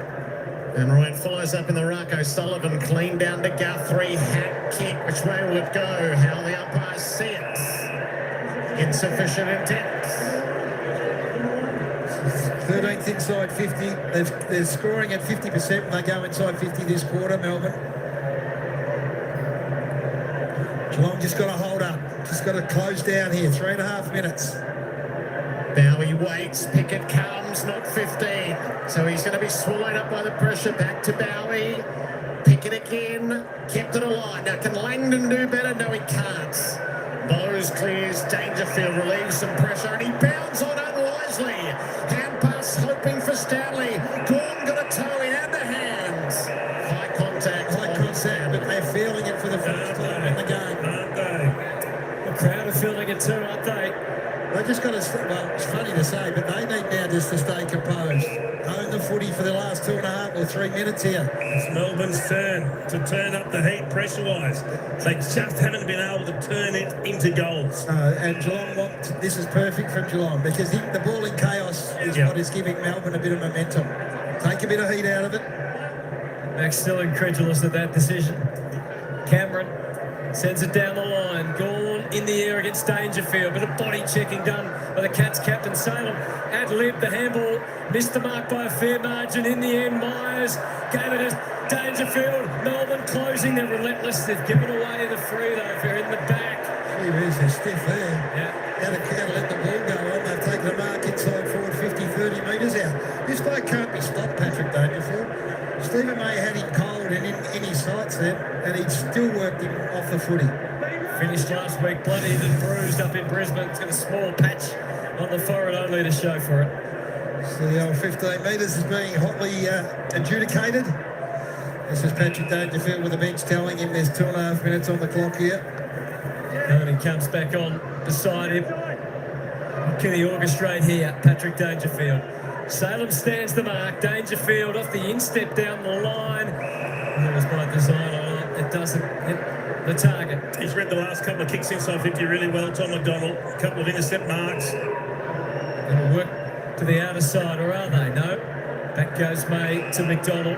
Couple of old defensive stages. Premiership players, 15 Melbourne Premiership players from 2021 in the team tonight. Up along the half-back line to Gorn. He's a beacon as always. There's a target. Sparrow tries to generate. Whacked away by Viney. Instinctive hands from Gorn. It's been like volleyball at the moment. Back to the Cats side. From close to Holmes. Towards home. And then full forward. Toppled over is Cameron. And it's a free kick to the Cats spearhead.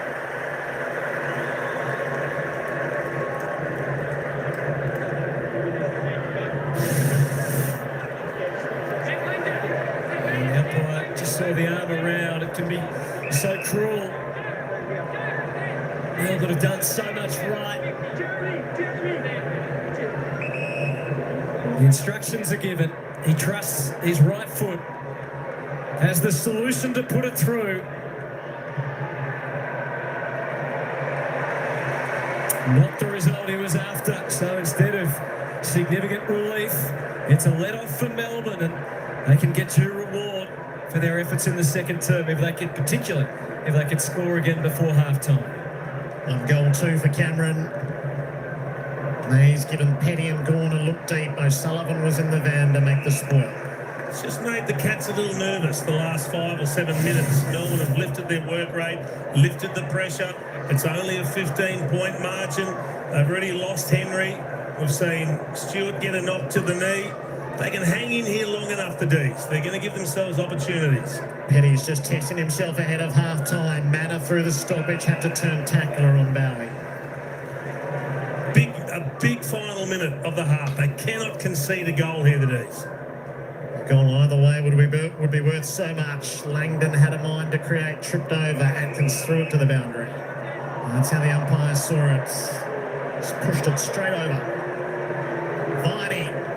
As Melbourne trying to create the late flurry. Cats have got the outnumber. The best leaper though was Turner. Scurried over the boundary.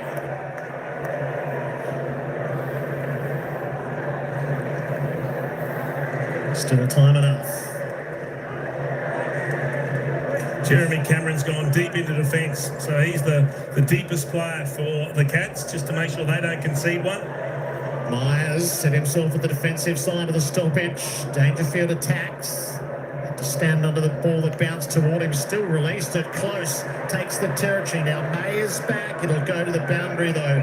Forward 50 set up for the Cats.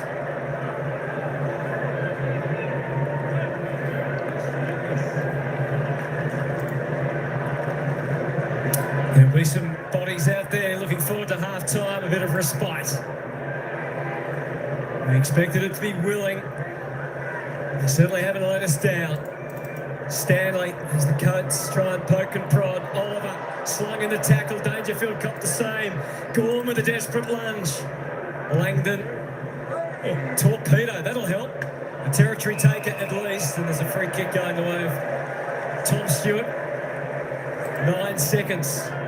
110 metres. The odds are against. He'll get word from the bench to get it in deep quick. And Gaff couldn't quite get that far just yet. So the siren sounds and Patrick Dangerfield straight away calls his troops in. There's words to be said from both camps. It's a free kick, in fact. Free kick's been paid. Please clear the area. Please clear the area. 10 metres. It's going to Dangerfield.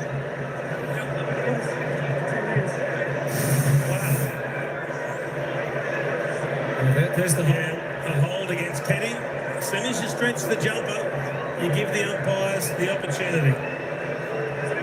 Stretch the jumper, stretch the lead, but it will not make any impact whatsoever in the end. And the sigh of relief is very palpable there with Harrison Petty. And the Cats' lead is 15. We're going to get to Ruby shortly. They should be feeling good about themselves, the D's, because early on in that second term, it looked like this game was starting to flow Geelong's way. They were getting on top, 3 or 4 goals in front. All of a sudden, they go on a bit of a run. They win the scoring pattern. They're starting to put pressure on. They're creating turnovers, repeat inside 50s. They're up and about. Max Gawn getting around the group. This has been a really good fight back from the D's. They've got themselves in a position to strike, albeit in a low-scoring game in the second half. We just saw Simon Goodwin chugging off the ground, full of enthusiasm, getting in there, getting ready to talk to his troops. It is very rare that you have 29 points at half-time and you're in the game, but they are the D's. It's 15 points at both breaks. Up to 29 in that quarter. The Cats had the early flurry.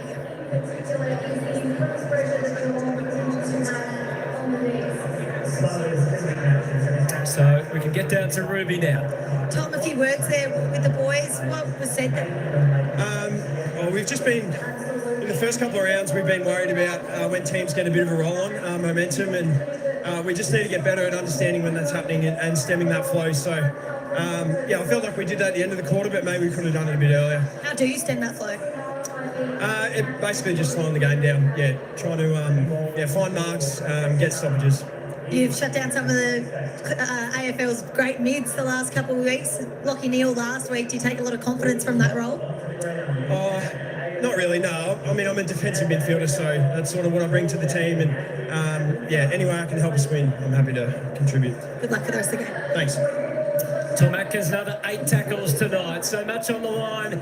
The Demons without a win, the Cats with just one. And either side will feel so much better if they can get the 4 points tonight as the football world gets ready to go once again and descend on South Australia for Gather Round.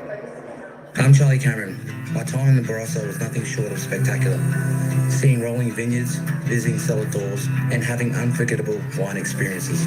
This place knows how to welcome you. There's a sense of creativity in the Barossa, craftsmanship on every corner, and genuine warmth from the locals who are happy to share their arts and creation with you. Whether you're winding through the vines or indulging in a gourmet meal. All right, folks, there we go. It's half time. The Catters have extended their lead a little bit here. Or have they? There we go. 3 goals, 3 in that term to the Cats.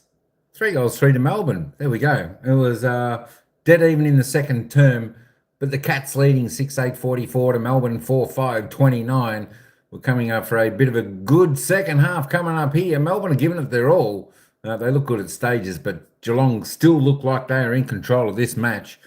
But we'll have to wait and see in the second half what happens and how they perform. Can Melbourne keep this going and get their nose in front? Can things flow their way? Can they take this game away from the Cats? Or can the Cats at home continue to apply the pressure to the Melbourne Demons? Let's have a little bit of a look at the goal scorers as we always do. Just before we do that, the AFL fantasy points. If you play that game, Jeremy Cameron tops the table with 68 points up until half time. Zach Guthrie 64. The rest under that. The goal scorers, there we go. We've got 2 multiple goal scorers on the ground, 1 for each team. Christian Petrarca for Melbourne, he's got 2. Jacob Van Roon and Harvey Langford, the other single goal scorers there for Melbourne. For the Cats, Paddy Dangerfield, he's kicked 2. Reece Stanley, Sam De Koning, Jeremy Cameron, and Jack Bowles have kicked 1 each for the Putty Cats. There we go. Clayton Oliver now tops the table. He's on 16 for Melbourne. 8 kicks, 8 handballs, 3 marks to tackle, 3 clearances. He's definitely having a better season this year, which I think the Melbourne fans and coaching staff will be very pleased to see.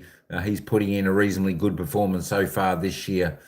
Certainly a fair bit better effort than last year that we saw him. Brian Myers there tops the table equally with Clayton Oliver on 16 for the Cats. 11 kicks, 5 handballs, 4 marks and a couple of clearances for him. Paddy Dangerfield, good second quarter. Tell you what, he's all over the ground. He's had the 13 possessions, 7 kicks, 6 handballs. He's had a couple of marks to tackle, 3 clearances, 2 goals. He's looking pretty strong out there, is the old boy, Paddy Dangerfield. Kajin Pickett there for Melbourne with the 12 touches. Christian Petrarca also still a little bit quiet. Still need a little bit more out of him. He's had the 12 touches, although he's kicked the 2 goals.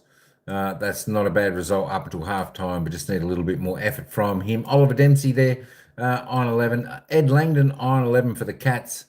As we continue to roll down, let's see who else we have there on the board. Bailey Fritsch there, just the 9 possessions there for Melbourne. 5 kicks, 4 handballs. He's just kicked a solitary behind. Not hit the scoreboard yet. Maxi Gawn, he keeps on trying, doesn't he? 8 possessions, 3 kicks, 5 handballs. He's had 4 clearances, the big man. 23 hitouts. He's doing well. De Koning, very quiet, with 7 touches there for the Cats. There we go. Tyson Stengel on 4 touches also. As we roll down the board, Tom Sparrow, Harrison Petty, the lowest of just 2 possessions so far. We'll come back to the team stats in just a moment. Let's just head back to the commentators as they give a little bit more wrap up until halftime. Blowout, but finally Melbourne able to get a little bit of heat on. Absolutely, no doubt about it. They got the heat on and started to just equalise the numbers, put a bit of pressure on through the midfield. Yeah, they'd be quite happy with that result at half-time now. Well, we're going to have a look at Geelong controlling the ball, but I think Melbourne's defence through the centre square has actually been pretty good, like forcing Geelong to go sideways and then around them. And it looked a lot better in that second quarter. They just need to be able to get bang for buck when they go back the other way. The ability to rebound the footy Geelong's always a challenge. Brownie showed us pre-game. How do you see it, Jordan? Well, I think it's it comes down to what you're prepared to give up when you're Melbourne. And I think that the high half forwards have had a really big say. We understand the danger in which they possess, but Geelong have been able to get up the ground and then be able to use these types of numbers. You just said, I think Myers has been huge, Close has been huge. They've all been involved in this play. So it's been a really high uncontested mark game for Geelong because they've been able to generate a spare. They don't blaze away. They really use the numbers in and around, which allows their high half forwards, their mids to get forward of the ball. And I think on times Melbourne haven't made the right decision. Close has had 7 score involvements. Yeah. So he's been, he has. Hey, let's look at this uncontested mark number. I'm not sure what you boys were talking about in the half-time, but clearly Melbourne prepared to give an extra in their back half, which is a surprise given who the opposition is. Max Gawn was the other one, particularly in the first quarter, that played really deep behind the footy. So all of a sudden, you got mass numbers behind the ball, 67 uncontested marks. It was a huge issue for a quarter and a half, and I thought the last 10 to 15 minutes, Melbourne closed up a bit. Well, the lab we just showed, that hadn't happened that often with the quick rebound through corridor. Melbourne have been able to delay often enough to be able to force the Geelong defence into the slow play, which is where those uncontested marks have gone up. We've seen them go one way, then back the other way. They have gone all the way around at times, but that's not a bad way to force your opposition to play, and Melbourne have dictated it more often They than haven't not. played like this, Geelong. In recent times where they have high uncontested Now, marks. I think the way Melbourne set up dictated that they did. They weren't going to go long down the line to a free Max Gawn or whoever else was there. Hey, Harvey Norman highlights. Patrick Dangerfield is a monster. I can't describe him any other way, Brownie. He is a monster of a football. He's a monster. Caught him the old ball before the game. Well, he looks like a young ball. He's just throwing the boys around out there. He's been able to, he's amazing, isn't he, at drawing tacklers and getting that ball out, boys. You can't tackle it, you're right. He's so strong through the core. I think he's found space forward of the ball, which is not necessarily something he has found. He's certainly been good in and around the contest, but being able to slip forward and slip in behind the Melbourne midfielders at times. But seeing Paddy Dangerfield go to work for his team and Christian Petrarca on the other, they've both kicked a couple of goals. They've both been able to get into clearance and then seek forward. It's been awesome to see them both do their thing. Early on in that one where Stephen May had him cold on the boundary line, and the fact he still shrugged his shoulders and got out of it was extraordinary. He's in as good a physical shape as he's been for the last 3 or 4 years, certainly in the first half of the season. He's a monster. Yeah, he is. What about the disposal efficiency between the two? Jason Dunstall called this. I mean, early it was wide, a big chasm it was. Yeah. Melbourne, I quite like what they've brought. I think they've brought great energy, and it was just a little bit of the skill execution. They should have been through this defensive setup a lot more, but it's just missed handballs, missed kicks that have just let them down. But I think the signs are there early. The second quarter, they started to get that together. That number would have been a lot higher if you look at Jacob Van Rooyen, who drops 3 or 4 marks down there just with his poor footwork. He had one-on-one situations. What do you tell a player like that at half-time, Bucks, as coach? Take the marks. His effort in the contest has been all right, and some of the choices, the kick choices inside have been okay. They just haven't been able to maximise it. Max Gawn behind the ball's dropped a couple. Van Rooyen in front of the ball. There's a lot of improvement areas for the D's. Their effort has been pretty good. Got out to 28 points and looked really dangerous. And then there was a passage of play that sort of reiterated what we were trying to do, what it should look like if they can actually execute properly. So the ball goes out one end, comes back the other, and all of a sudden you're going, how do they want to move the footy here? What are they trying to do? So there's the numbers, the spares on the right. So there's a bit of direction. You push back. So there's a method to this. He pushes the spare back here. It's Chandler. It is on the boundary line. So then they use him. Then Fritsch comes up and Gawn's dropping back into the hole. Then you get overlap run. And all of a sudden you get a different look inside 50. Yeah. So at the start of this game, you go, what are they trying to do? That's what they're trying to do. I don't know whether they can execute well enough to get to a winning score, but that's the pattern of play they're trying to execute. Well, the initial kick from Geelong went out to an even-numbered contest, and Stephen May had to win an even-numbered contest against the Cats forwards.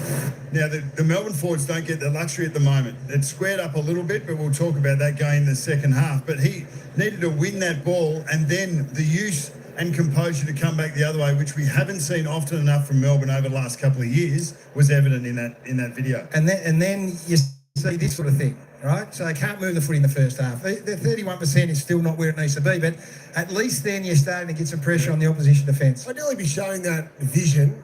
So I'm going to nearly be showing that vision to the boys at half-time, because it's extremely difficult to move the ball here at Geelong at the best of times. So that was a really good example of what they can do.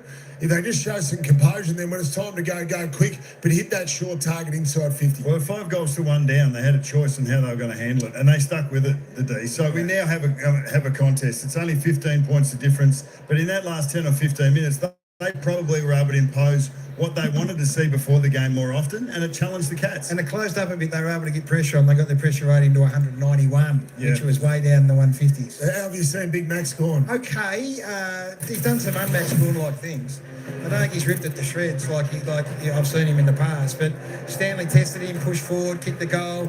I mean, he's always going to give his heart and soul. We know that from Max. But the drop mark and the other one where he pushed forward a little bit. I mean, he'll keep working. This sort of says that speaks to his intent coming into this. I like that. I like the forward taps, the forward momentum. Don't worry about dropping the ball close. Really use your ruck dominance and get the ball in motion. I think if he takes those 2 marks and he's that defensive lapse on Stanley, I think he's had a pretty good game. I've loved this part of his game. And in that centre bounce goal that was kicked by Melbourne, it was probably one of the few times in the first half where they had even numbers in front of the ball. Yeah. So they kick the quick kick, 6v6. Right. The ball comes to ground and they finish. And we've seen this too much. So this is what we spoke at pre-game. Getting first hands on the contest, but you can't quick kick because you've got a loose number behind the ball. Yeah. So you're trying to handball your way out of the pressure, which turns first possessions into strips or the opposition clearance. I'll talk to you what needs to be done in a moment. Johnny Ralph, our number one newsman, Ralphie. Jack Henry was superb early. Mind you, he was just sitting in a hole, but they couldn't get it past him, and he's come off. Is it a hamstring? It certainly is. Confirmation for Geelong. It is a right hamstring injury. Yeah, no surprises, Geelong. Melbourne's best moments came with him off the ground. You'd think he'd probably missed the better part of a month. This is the incident. Certainly not sprinting there. Turns around and the hamstring goes on him. His first since 2019. He's had so many horrible foot issues and had just got back and played 25 great games last year. So with Mark Blitzav's ill, and certainly with College Asney a couple of weeks back still for that groin injury, just some moving of the magnets there that will have to take place for Chris Scott. Tom Stewart seems okay, even though he flared up that PCL injury, got across the ground well in his last 5 minutes, so you think that he should be fine for a three-quarter time. Good on you, Ralphie. Beautiful work for Industry Super Funds. What are we looking forward to, boys, in this second half? Well, for me, you just got to equalise the +1. If Sparrow's going to come out of the forward line to go and pick up Holmes, well, then he needs to be replaced in some shape or form. And what we've been able to see here is that the Cats have just been able to get this +1, and it's been able to. They've been able to control the game, and in this instance, they're still getting 3 numbers in front of the ball as well. But if I'm Melbourne, you've got Viney, you've got Oliver, you've got Pachaki, you've got guys who are going to get the job done. I want to know that I can quick kick the ball and just take territory and clearance. Even numbers that the boys are demanding from a Melbourne Footy Club point of view. They fought their way back. 15 points after a dominant Geelong in the first quarter. Let's see what happens from a coaching box point of view. Game on here at GMHBA Stadium, Friday Night Footy.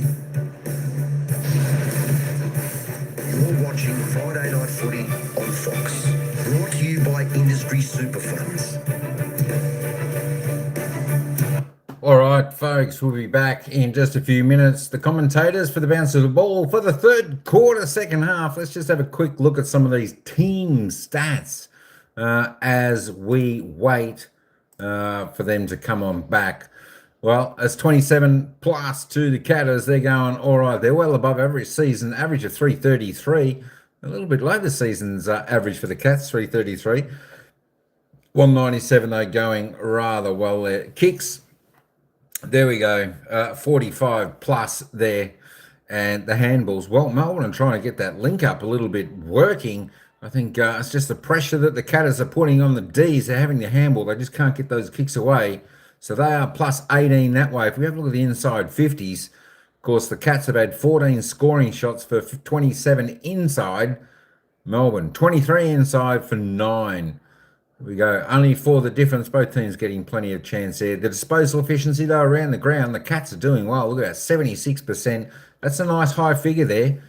68 is their average. Of course, Melbourne still a little bit under there on 64. They'll need to lift that up to about 69, 71, somewhere up around there to pick up this game a little bit for them. The free kicks, plus 5 to the Cats, going to the home team. Well, they got one after the siren, but it was there. Paddy was getting held. You could see that his jumper was being pulled, but the free kicks, not too bad. A few ticky-touch free kicks. But haven't really altered the way of the game, the score, anything like that. So it's not too bad. If you're a Melbourne fan, you've seen discrepancy in the free kicks. Don't be too worried at the moment because nothing has really changed the way of the scoreboard there. Hit outs, Maxi Gawn doing it well there. He's plus 5. The clearances, Cats only by plus 1. Both midfields doing really well. 4 apiece from the centre. As the stoppage clearance is 16-15. pretty tight there. Contested possession, there we go, 72-73. Oh, she's pretty even there, isn't it? And uncontested, well, it's 21 to the Cats, who are just controlling the ball a little bit more. Turnovers, both 29 apiece. That's actually not too bad, going both under season average. So we like to see that. But the marks, as we say, the uncontested possession there, uncontested, there we go. 21 up. Oh, have a look at those handball. Look at the marks. 40, what's that? 34, 38 more marks. Gee whiz. The Cats season average 89 for a full game. They're already at 74 up until half time. Melbourne under that. Marks inside 50. Geelong just finding a little bit more open space down the forward 50. 7-2. Melbourne need to open their line up a bit more. The Cats are putting that good back pressure on them, not really allowing them to do that. Melbourne just need to change a few things down there after half time, which would be good. We're not too far away from the bounce of the ball. Players out on the ground. They're milling. They're taking their positions. We're going to head back to the commentators in just a moment. Tackles, both teams tackling reasonably well there. The Cats under their season average at the moment. Melbourne, though, they're above at 29. Tackles inside 50, both teams tackling all right there. 3-5, a Geelong +2. And there we go. All right, let's get back to down to the ground. It's the Catters by 15. What can Melbourne do?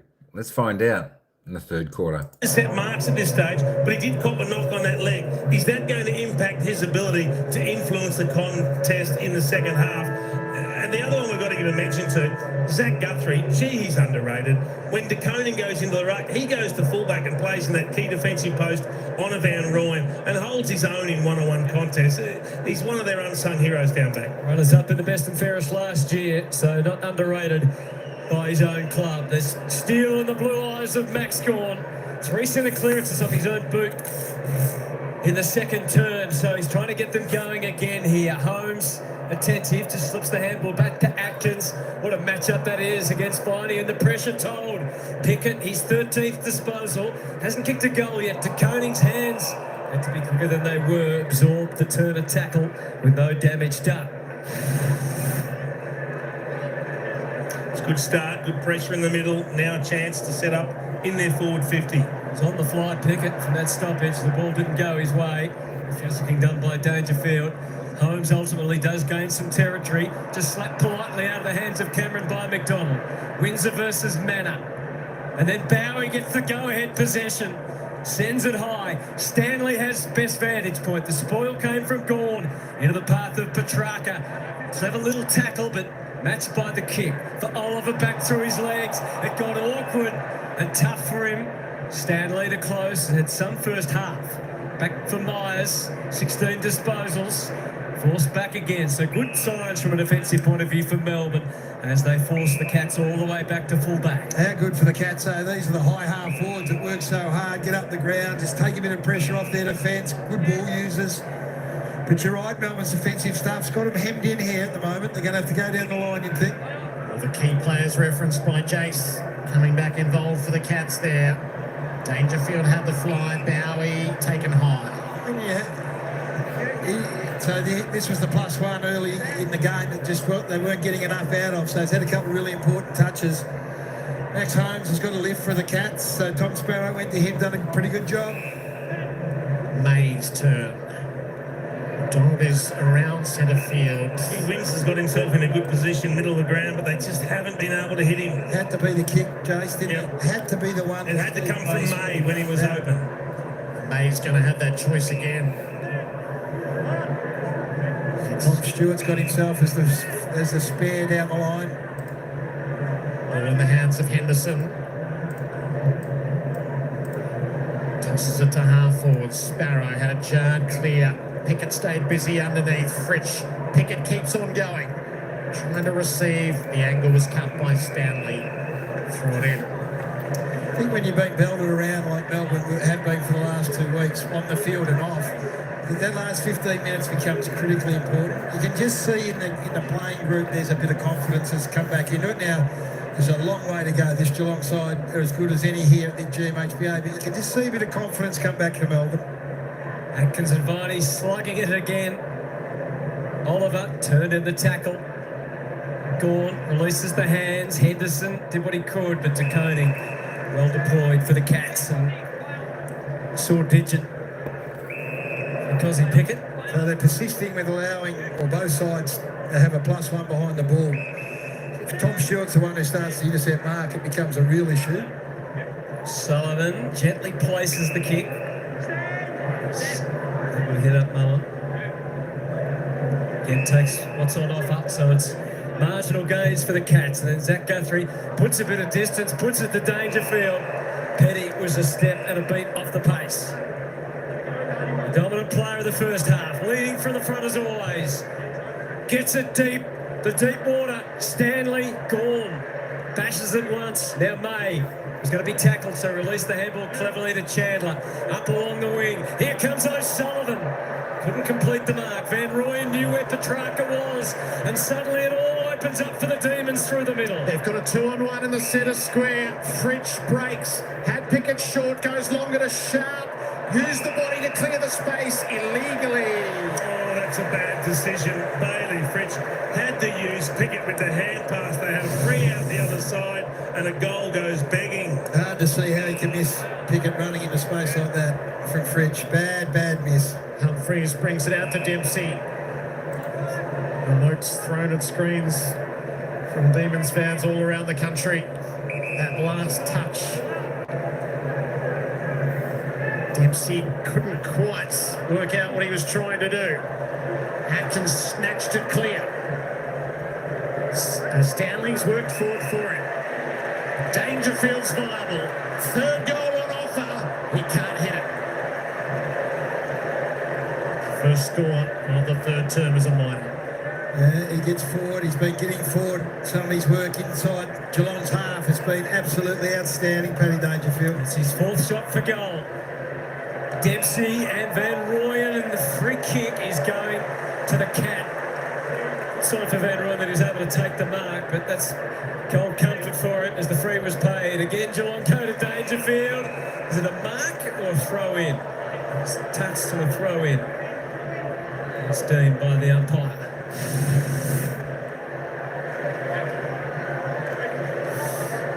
Great deal in it. No, not much at all. Great deal in it. Cats by 16. Stanley and Gawn. Little backhander to the front. Neat little handball from Manor. Bowes. It was designed to get back to the former Werribee player in Manor. Smith to the top of the square. Neil realises he's got the odds well and truly against him, and the Demons use their defensive prowess. And Stephen May from the last line. Sinks the boot into it. Fritsch is his target. 2 against. The support is offered by Henderson, and Fritsch gets out the back. So a chance to make a good decision. Bailey Fritsch had a couple of bounces. Doubled back. Caresses it inboard. Finds Viney one way or another. He's set Gawn up. He's got the big body though against Dempsey. And Pickett this time. Pickett winds it up. Borks. Kicks to the hot spot. Perfect. Turner takes the mark. It's an extraordinary kick. Bailey Fritsch kick. It's the worst kick I've ever seen. Extraordinary kick I've ever seen. He shanked it, and it went straight across the ground to a teammate. It's an inside-out ball. It's a Big ball, Jason. The worst kick you've ever seen. For a guy that can seriously kick the footy, it was a shank. Becomes really important here. So 18 for accuracy, the Demons. Yeah. So opportunities are hard to come by. We know that. They're not a heavy scoring team. You got to kick these. You must take this opportunity. The prize is the first goal of the third term. Turner's missed his one shot so far. This time he's on the money. The Demons close yet closer. So the best part of the first 5 minutes of the third quarter is the pressure's up for the D's. This is what they applied at the back of the second term, and it started to make the Cats look human. Took away time, created turnovers and fumbles. They're doing the same again. They still lack a little bit of polish at times. A couple of kicks in that chain were pretty ordinary. They got away with it. But the final kick I'm assuming he was aiming for him. Are you giving him the credit? Well, if he was, it's an elite kick, Gaz. Not sure, but Gee, it was good. they'll take it. So from about the 10-minute mark of the second quarter, they were +7 contested possession for the half, +4 clearances and kicked 2 goals from stoppage. That is the kind of momentum that we sense sitting here watching it, and now it continues on. They kicked 4 of the last 5 goals. And with Henry off injured, can the Cats afford De Koning to take his share in the ruck? So what's going to depend on Stanley and the operators in the middle of the ground. Petrarca's having his time. Kicks it deep. There is Stewart. Imperious as ever. Takes the mark. That's Sharp and Stewart, the match-up. And then Sharp gets up high. Not that it was his fault there. He was just beaten by a better mark. Can't get too far away. Clear kick on the way out. Good contest, Petty. Head pass from Fritsch, maybe a safer method for him. Petrarca to the outside, Langdon. Melbourne come again. Van Rooyen engaged. Out to Coney. You can't have that, Jacob Van Rooyen. That's outstanding, De Koning. He's been huge, I reckon, Sam De Koning. You can't do that. You can't be outmarked like that. Unfazed he was back there. Now Dempsey, his characteristic style. Kicks a little differently to most. Comes off hands. And goes over and out as you see. Look at Melbourne. There's love. There is love in the air tonight in Geelong. Melbourne have bought the love. They've bought the effort as well. Let's see what it produces when the siren sounds at the end. Stanley did well to work his way to the front. Sharp hands Dempsey. Bowes trying to create the play. Hand pass is effective enough. Closely they might have turned it over, and he has. Oliver, Chandler. He's searching for the way forward. Windsor, Langford, some of the young talent in full display. Windsor again, where to with the kick? It's sort of fumbled forwards. Has to be dealt with. Oliver and Gawn was central to it. So prepared to run the footy. Handball receives are up. Run from the back half, really important. 10 points and tensing up. Dempsey at the source. Bailey Smith, a little off balance as he threw it down the line. Melbourne had good representation. McDonald's on the intercept. Good early body work on camera, just threw him out of the way. Adrenaline starting to pump now for Melbourne. The kick goes in deep through Smith's hands. Fortuitously for Holmes. To Bowes, the connecting kick is a good one this time. To Henry, Neil the only key forward ahead. He was able to bide his time. O'Connor, the activated sub, had to make contact. Didn't matter if it was man or ball. Got it forward to close. He ran around it. Rivers stuck to task. And only got a little overexcited, and he's conceded the free despite his look of disbelief. He's unlucky, Rivers, but gee, worked hard. 1 against 2. He had to do it all then. And just holding it up, I think, really helped the D's get back. Close to Myers. The next kick into the middle to Humphreys. Everyone just moves a stride or two. The kick is angled up at Holmes or Dempsey. Wasn't sure whether to fly or not. Chandler, there's no such hesitation, although his kick is going to be well occupied by Cats everywhere. Comes to no man's land on the wing, and O'Sullivan at full stride takes the mark and turns it back cleverly. Some chance to build for the Cats. Mullen with ball in hand. So 3-on-1 down the line was the kick. That's what you take. Squeeze the ball for Dempsey. Great mark. That's a great mark. Under pressure from McDonald's. So that's the disappointment. You kick down the line. Gives it off to Cameron, who swings it near side and not enough. So no score for the Cats. Dangerfield and Cameron have both had shots. Yeah, the Cats 6-9. Who's going to make the most of their opportunities tonight? D's on the way out. Size mismatch with Mullen. The backup arrived though. Cameron, Humphreys.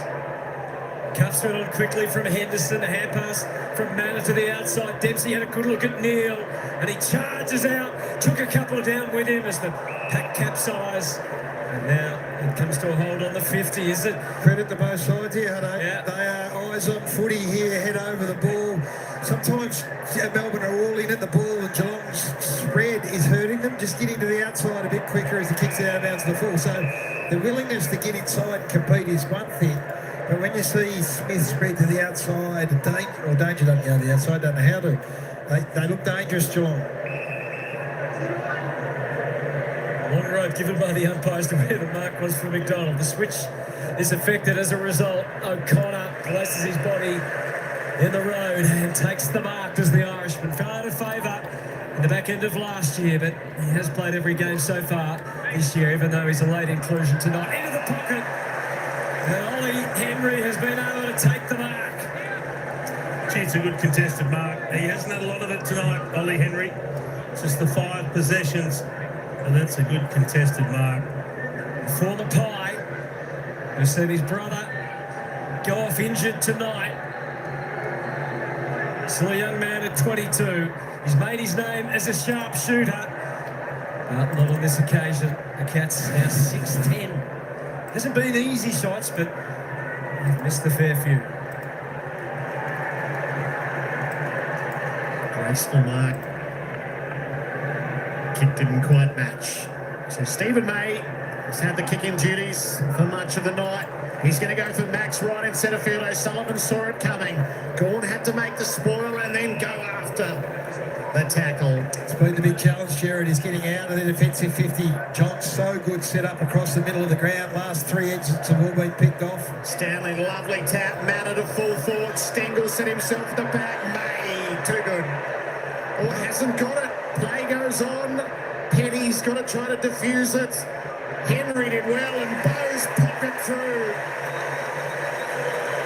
Bowes with his second. Stephen May left to lament all of that and wonder how he didn't rise with the mark. Not only did he not get the mark paid, he's hurt himself in the process, but this is credit to the Cats. So they've made a couple of adjustments. Melbourne can't get out of their own half of the ground at the moment.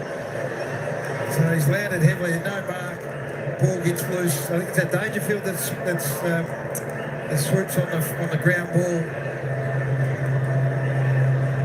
So no issue about that. And the bloke that just can't get tackled. Paddy Dangerfield, second and third efforts, keeps the ball locked in there. Jack Bowes finishes off.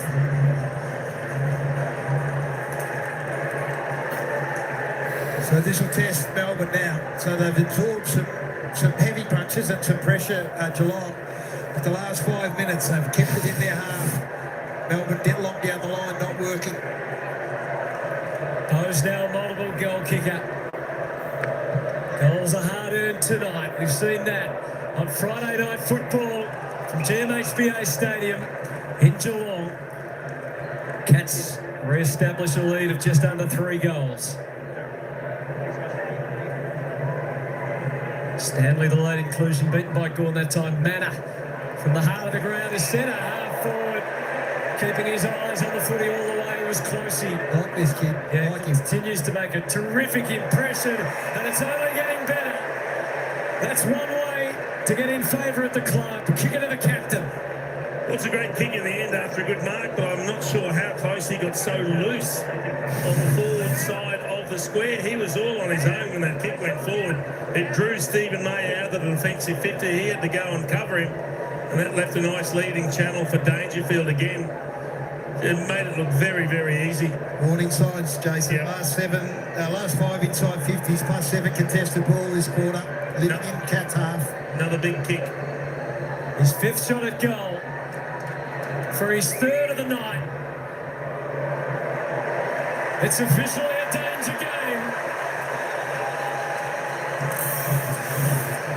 His 341st game, and he shows absolutely no signs of slowing down in terms of impact. He has to maybe do things a slightly different way, but he is a significant force. Well, he might be doing it a different way. He's spending more time forward, but he's still probably the best man on the ground at the moment.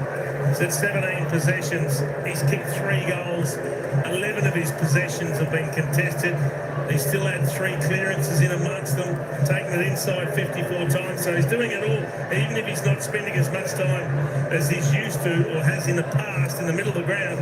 He is still finding ways to impact the game. Highest rated player in the ground. Stephen May be disappointed playing off close here with a quick ball. Manor was great inside the centre square for the Cats. So they've got to get some centre square momentum here, Melbourne, because they can't move the footy from one end of the ground to the other. 23-point Cat lead, and the next goal matters an awful lot. Ryan was a bit ungainly in the ruck, brushes himself off.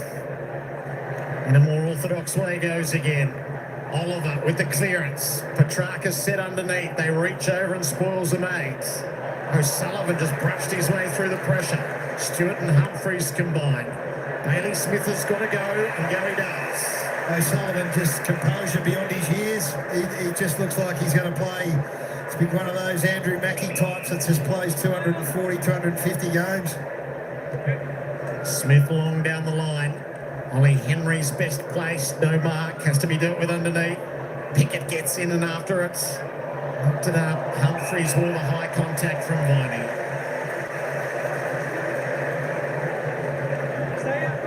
So one battle to the next. Numbers evened up. Humphreys to go up to the 50, give them a look. May front position, over the shoulder with Dangerfield. I like the way he's attacked the ball, Stephen May. He's looking to take marks. He's backing himself when he gets a run and jump at the foot. He's not just concerned about spoiling. He wants to impose himself with intercept marks. The Cats have stopped them though, Jace. This is the issue. They've stopped their ball movement. Melbourne, they had a bit of it. It's all dried up. Aerial work from O'Connor. Nifty hands from Smith through Bowes and then O'Sullivan and O'Connor and Dempsey and Humphreys and Close. They're all getting a piece of it. Bailey Smith towards Stengel. Oh, he slides and drops it, and you can hear the disappointment of the crowd. So exactly where they want it, the Cats back inside, deep inside their forward 50. They know they can lock the ball in there. Melbourne not moving it.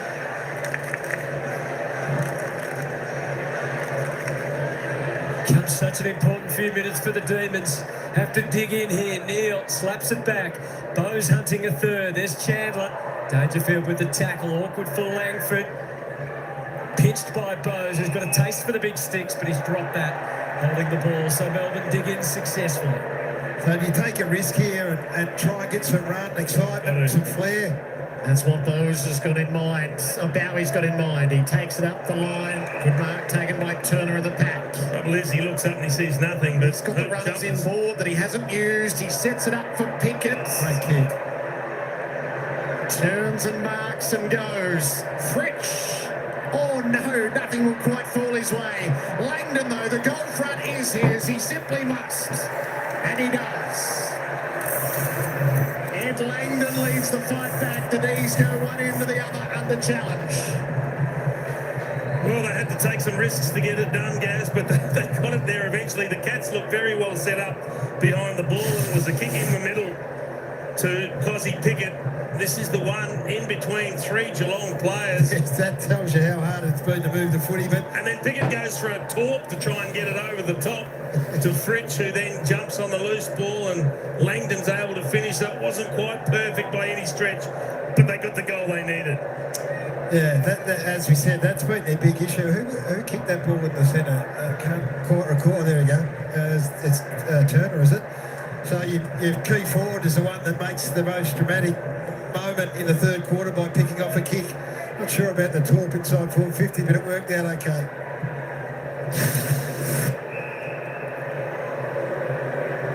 So this is interesting. Petrarca, Viney and Oliver, the three in the middle of the centre square, that they were trying to mix and match that a fair bit. So Neil has to ruck for the Cats with the kind of full-time defender again. Oliver and Petrarca, the big names of the D's, collaborate. Chandler trying to find his left. He gave up and used it by hand. Now he'll get the kick on the run. Deep. Pickett couldn't get the access at the back. Sparrow. Not quite the connection. Lucky not to give a free away, I think, in the end. Cats bring it in quickly. Guthrie. Neil's on instead of Fields. Guthrie is not inclined. Humphreys instead. Pickett in pursuit, forces the turnover. Sharp has it. Oliver. Will he go back? He's got Petrarca if he wants him. Oh, he was lurking for the hand pass. Good pressure from Pickett. Defensive 50 caused the turnover. Now they've got to punish the Cats. I don't know if Oliver's got this journey on him. I'm not sure either. It'd be massive against, well, the 2 goals against the tie, which they've had a bit of a habit of doing in this match. The last thing he wants is a kick that goes all the way to the goal line. Clayton Oliver to give it all he's got. It goes right to the line and through for a behind, precisely as Jason cautioned. They're down by 15. It's been 15 constantly through the night. It's where the games live. The Cats got out to a 29-point lead at one stage in the second term. And then Melbourne were able to dig in. Bailey Smith out of the last line. The Cats in their little possession mode. Now a bit more pizzazz. The kick out towards Dangerfield again. Good work from McDonald. Now to the fight underneath. The hands were slick enough. Mullen is quick, but he had to use a handball to find Cameron. Beautiful field kick from the key forward. Into Atkins. Had options to the left. He has grander plans. He goes deep for Neil at the front. Henry had a run at it. Petty at the back. It gets through to O'Sullivan somehow. What's he doing there? Henry. May's just trying to bowl everyone over. Comes out to Closey. He got it from close. They had three players waiting in the goal square for the hand pass the Cats. Goal side of the ball. If it wasn't a fumble or a tackle in there, it would have been a certain goal. What about the Jeremy Cameron kick? Sometimes you wonder why you deploy one of the best key forwards in the game up around the footy. The kick into the middle was unbelievable. May is the man directing the D's out of defence again. O'Sullivan made a spoiled turner onto it, hoping hand pass. Petrarca got tipped the footy. He works it inboard. Varney places it out in front of Melcham. There's nothing ahead of the ball, but Pickett might go himself cleverly to the advantage of Sharp. Now O'Connor's got to try to close him down. Sharp looks to create, balks his way back inboard. Guthrie attacks, Henderson as well. Myers is the extra, and the Cats defence hold up. It was just a whisker here or a whisker there. The D's leave empty-handed. Guthrie trying to create. A lot of pressure around, but the Cats hand pass their way through. Myers loves nothing more than a kick. He places it, not really to the advantage of Neil. The slap-on didn't work. May was well set. It was laborious from the Cats, but they got it back in their front half, and now it's Melbourne's turn to go to work. Their Geelong defence were outstanding then, Hutto. That, to all intents and purposes, should have been a goal. They stood up again. Oh, Sullivan. He's getting better and better before our eyes. And we're only at round 4, and he's only in his game number 5. Kick placed across to the wing. Manor targets Mullen. Just missed it by a fraction, and Chandler's commitment to the cause was shown again. He's been good, Chandler. He's been up the ground, so he's essentially been a half forward for much of his career, but they've pushed him up to the wing, pushed him up to half back, and because he's got closing speed, he's able to impact around the ball. Cats try and get organised. Oh, Holmes, I'm trying to get a block going there. Holmes went over. A free kick to Gormley goes against Stanley. So again, the pressure is for the first time in this quarter back on Geelong a little bit, and Melbourne have just got to cash in. That was quite funny from Max then. It was. The kick went high, that's for sure. Turner, there's a free kick, I think, to Melcham. Yep, he's got it from the wing. He's got Bowie to the left. He's got Petrarca deep. He goes instead for French, but Stewart was there. That's tunnelling. That's dangerous from French. You can see that's not what you want. We've seen a couple of incidents in recent times that have been called out. What about Max Gawn before? He went to play on inside, and there was a player in the way, and he complained to the umpire. It was his own player. Yes. That's really dangerous from Bailey Fitch. He's had a look at it again. That'll be looked at for sure. It could have been. He's very fortunate that he didn't flip Tom Stewart upside down. And be writing a check for that. But we are edging towards a dangerous moment with tunnelling, the way it has been in the early stages of this season. The Cats are searching for the way forward. Bose sends it up the wing. Max is having none of it. They're having their best 5 minutes. They just haven't converted on the scoreboard. Can they grab the late one? Gawn provides some marking practice. Melcham read it well. Petrarca's the deep. That's where the kick goes. Petrarca has the one-on-one. Guthrie made the spoil. Mullen arrives as the spare. He brings the Cats out through to Koenig. Might they dare right through the middle? Mullen finds its way. Nana works it onto Bailey Smith. Quick kick out in front of Neil. Now we have Stengel. Now he ran over the top of it. Stengel arrives at McDonald, who holds it up.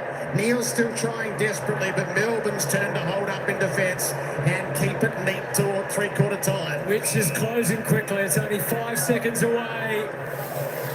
We're set for a big final quarter. Zach Guthrie one-on-one win with Christian Petrarca. Hutto was heroic. Unbelievable. Three-quarter time. The Cats 8-11-59. Leading Melbourne 6-7-43. The D's are close enough. They've been part of the news cycle on AFL 360. Gives you the best look. It's Coach's Night on Monday as we lead into Gather Round with Matthew Nixon, Justin Longmire. And then on the couch, Jack Revolt and the team, Brownie, Bucks and Geordie, dissect all the action from on the field in round 4 as this season takes shape.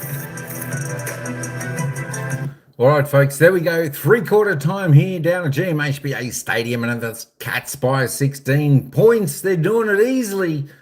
When I say easily, even though it's 16 points, Melbourne throwing everything at the Cats. The D's, though, they're just not making all the right decisions going forward. Still, but that's all right. Their game has been a lot better this week than it was last week. So progression is being made by the Demons this week. The Cats, though, they just seem to be doing what they need to do. I think in the end, I think the Cats will win this game today.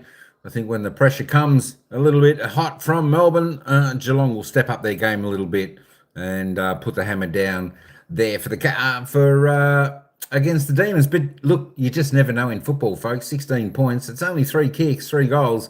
Anything is possible. Anything can happen. Maybe Melbourne might just come out and explode in this final term and take the Cats apart. But from what I'm seeing, I still think the Cats will win this. And of course, going by the voting poll from the people in the live chat, 100% saying Geelong will win this game. Wowee, I don't think we've had 100% before. There we go. Let's have a quick look at the stats. Let's have a look at the goal scorers, see what's changed there. For those who have had a little bit of a bet or interested in the goal kickers, Paddy Dangerfield leads the way with 3 goals out there for the Cats. He tops the table with 3. And, of course, Jack Bowles is the other multiple goal scorer for the Cats on 2. Stanley with 1. Sam DeConey and Jeremy Cameron still with 1 after that first quarter. For the Demons, Christian Petrarca hasn't increased his goal score. He's still got 2. Van Ruin has got 1. Daniel Turner got 1. Langford 1 and Ed Langdon 1 for the Demons. Just have a look at the disposal count now. This could be interesting. There's no real standouts in the disposal count. No one really dominating in that way. It's all been shared around by both teams. Clayton Oliver, though, we haven't seen him on top of the disposal count for a long time. 23, he tops the table. 11 kicks, 12 handballs, 4 marks, 3 tackles, 6 clearances, and a behind. So he's going reasonably well there. Bailey Smith and Graham Myers next best for the Cats on 22. Stephen May on 22 also for the Demons. Petrarca up to 18. He needs to, as I said, he needs to lift. He needs to be a force when he's down forward. He needs to be the bull, take the marks, put the score on the board, give Melbourne that extra lift. Paddy Dangerfield, probably best on ground at the moment. He's only had the 18 touches, 10 kicks, 8 handballs, 4 marks, a tackle, 3 clearances, 3 goals, 1. Paddy Dangerfield. He's just about best on ground at the moment. Jeremy Cameron, a little bit skew off the boot, although he's had 16 touches, 14 kicks. He's just kicked 1 goal, 2. Bailey Fitch, 14 possessions, no goals there. We'll just roll down this because the commentators are back and we want to get this game underway ASAP for the folks out there. We shouldn't be too far away. There we go. Melsham on 8 for the Demons. Oliver Henry on 8 as Ted Closey for 8 for the Cats. There we go. All right, that's enough from me. Let's head back down to the commentators. And good luck to both sides. Look, it's the Cats by 16. Anything could happen. But my prediction is still the Cats. They're moving the ball. They're moving it with bravery and bold ball movement. And I want to show you this clip here. 2 goals from D50 Chains in that quarter. 2 for the game. They're only 2. And it starts with Stephen May in the back half. He gets the ball moving before Geelong can set up their spare behind the ball. Now, Bailey Fritsch gets the ball here and he is calm with the ball. He doesn't blaze away. He doesn't kick it to the spares or the Geelong players behind the footy. He scans inside, which is something the D's haven't been able to pull the trigger on due to the numbers of the Geelong Cats. Jack Viney gets it. Again, switches. Max Bourne just bodies out his player, gets it to Cozzy Pickett. Now, if Cozzy holds this ball up here, Geelong players moves quickly and gets it inboard to turn it. This play is what the D's need more of if they're going to keep themselves in this game. Gary Lyon and Jason Dunstall. Yeah, it was Geelong dominated early in that third quarter again. They had control of the ball through uncontested possessions. They've taken 104 uncontested marks for the game to 53. So when they've got uncontested ball, they're always hard to play against. But between the 250-metre arcs, I think, Jason, Melbourne worked hard enough to give themselves, I reckon, 4 gilt-edged looks inside forward 50, but they just didn't have the polish to finish it off. It's the final kick, isn't it? We saw Sharp over the far side, Melksham here, just rush it a little bit, pull the trigger early, and if you haven't got something on it, doesn't hurt to hold the ball for a moment and wait for support to come, wait for something to open up. The flip side of that, I guess, is whilst Melbourne have wasted some opportunities, so have the Cats, 8-11, they've missed some gilt-edged opportunities to maybe open up the gap and take the pressure off. But what it has done is given us a pretty close contest. So just 16 points in it. Melbourne are close enough if they can just take care of the ball. They need to finish off. They've scored only 17 points from turnover for the game. And the Cats haven't actually shot the lights out themselves, scoring 29, but 17 points from turnover really low. So tidy that up. They may make this really interesting. Geelong have had a habit in this game of controlling the starts and quarters and kicking the first few goals. Just as it was at the start of the night, all to play for as we enter the final term at GMHBA Stadium. A beautiful setting for Friday night footy. The Cats by 16, Gorn with the opening tap. Stanley went and hunted the footy. Petrarca had a mind to get through, left it behind. Oliver, no one's had it more than he. And Fritsch takes the contested mark. Wheels gives them a look, not a great look. Spargo is on and he's pushed Humphries as his first act in his 100th game. That's just not a great option from Bailey Fritsch. That's your example that you spoke about. Just take a beat. Wait for the, I think it was Van Rooyen that was starting to make a lead and get some separation. Sharp's the man who's been subbed out. Gorn controls the airwaves. They're in this with the right composure, the D's. But if their senior players are going to make errors like that, it's going to be difficult. Back inside 50, O'Sullivan had front position. Mullen helps out underneath. But again, it's just a kick and hope, and Max has got it well scouted. Shot lunchtime. What Chris Scott wants from Ocean Mullen, kicking out of their back 50 like that. A kick to kick. Oh, there's a double grab from Pickett, but Mark was paid. And he was tempted to fire the handball off. Angles the kick. Oh, the body work was supreme by Fritsch. So now he gets a chance to atone. Poor kick inside 50 a moment ago. This time he's the target, takes a good contested mark. It's on the right side for a left footer, not an easy kick, but they need this, the D's. This gives them genuine hope. There's been a response from Fritsch. He was he may have been out of the side at the start of the week. He's got his reprieve and he's played with a bit more grit. Just been able to win some one-on-ones. His renowned accuracy has deserted him so far this year. The target is there to aim at. To give Melbourne genuine hope. It's not to be so far for Bailey Fritsch. That is what our game can do. Well, you just wonder if they've got the players that can actually deliver the killer blows, the D's. 15 points. It's been a tough threshold to get inside of. Guthrie presents for the Cats. DeConing is the target down the line. Great kick. Stanley's pushing Max hard down the other end. So he takes Max Gordon deep to half forward. That means he can mark it at centre wing. That's where the kick is going. Stanley presents hard. There's the result. That's fantastic from Stanley. So the win comes because you're dragging Max out of the hole where he's just taken 2 up marks from opposition kicks. Take him deep, get the mark from the DeConing and then present up. Slow play inside the 50 though, so it'll take some marking. Dangerfield. He has been the presence tonight. But this is the thing. Let's look at this.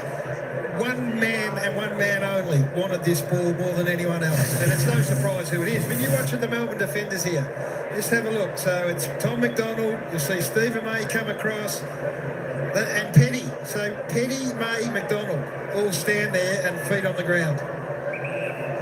3 goals won and one that didn't score. Patch. Yes. Missed it. He pumped the fist, Danger. He did. He pumped the fist as though he'd kicked it. Hit the post. So that's him. Catman's not too impressed. Dowie puts his whole body through that kick, back out to the wing. Big clump of players and dragged down by Van Rooyen. So a big miss because Melbourne now get an opportunity. And again, it's Gawn versus Stanley. Neither takes the mark. De Koning's going to have to be quick with the release. He thought it through well.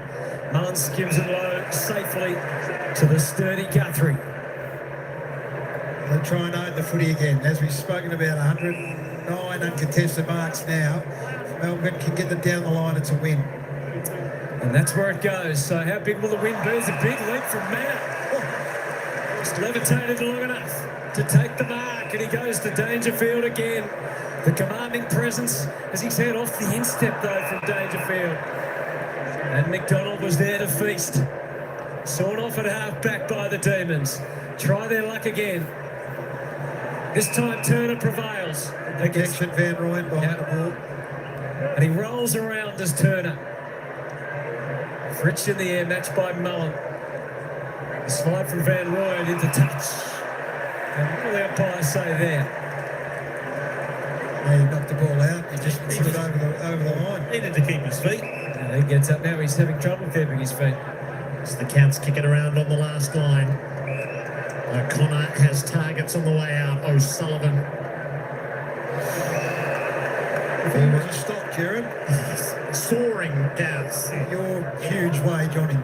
If he was in the sail yard in Sydney on the boat, he'd go for a pretty dollar. Jeremy Cameron just mistimed that or got tunnelled. It's been a bit tumultuous with the stocks, I hear, Gary, with the dog. Not with Jared's wage. So Max Gawn got himself down the line. Dangerfield the key again. Tom McDonald's got to take it personally. He has to try and stop what is almost unstoppable at times. Cameron changed his mind a couple of times in the transaction. Just dabs for Humphreys. Humphreys on the 45 to open the play up, and he's done it well to O'Connor. Now Watts on inside 50. Dempsey and Neal on the deep targets. Neal presented like the big man is. Been a very quiet night for Shannon Neal. He's only taken a couple of marks, 3 marks in fact now. Only had the 3 possessions, no score. But if he can do this once or twice in the last quarter, that might be the difference between putting this game away and leaving Melbourne in it. That's their 13th mark inside 50, Jace, which is a good return. At the other end of the ground, Melbourne have taken 5. They've missed some chances, the Cats. It's in the hands of Shannon Neal. And he nails it. Oh, that'll feel good. Cats by 22. So he's a work in progress, Shannon Neal. We know he's been waiting in the wings for a long time behind Tom Hawkins. He's had opportunities along the way, but not a real good, consistent run. He's another one that can do the second rope work if need be. He's a great athlete for a big man. And whilst he hasn't been involved big time tonight, he just shows us a little bit of class there when it's needed. A big contested mark, clean hands, and the ability to go back. He is a very good kick at the footy. Beautiful set shot. And with Patrick Dangerfield, if he's going to be able to play that role as a key forward, Tell you, makes a difference, doesn't it? Danger's playing like a classical centre-half forward. He's taking contested pack marks, pushing up the ground when need be, pushing back into 50, kicking goals. It's been brilliant from him. Neal and Dangerfield have taken 6 marks inside 450 between them. For the 13 in the team, they've taken more than Melbourne forwards combined. A rumble around GMHBA Stadium. But out of the middle, it's all Melbourne from Gawn to Petrarca to Sparrow. It's there for Fritsch off the right boot. And Melksham over the top. Yep. High hand running onto his non-preferred. Should have gone again. Pick up from Petrarca and leap. Just had to go again here. Fritsch. 3 behinds for Fritsch tonight. As he got last week. Looms with footy in hand. This is the professionalism of this side now. They won't panic. They won't give undue. It's a rifle shot to get it to Smith. It's a dart. And on the follow-up, Holmes comes. Takes the territory this time. Dangerfield in the middle of the pack. Knocks it down to Dempsey. Out the front to Neal. Onward on the bounce. Close out the back. Cheers has got it in hand. Can't get it to boots. Mullen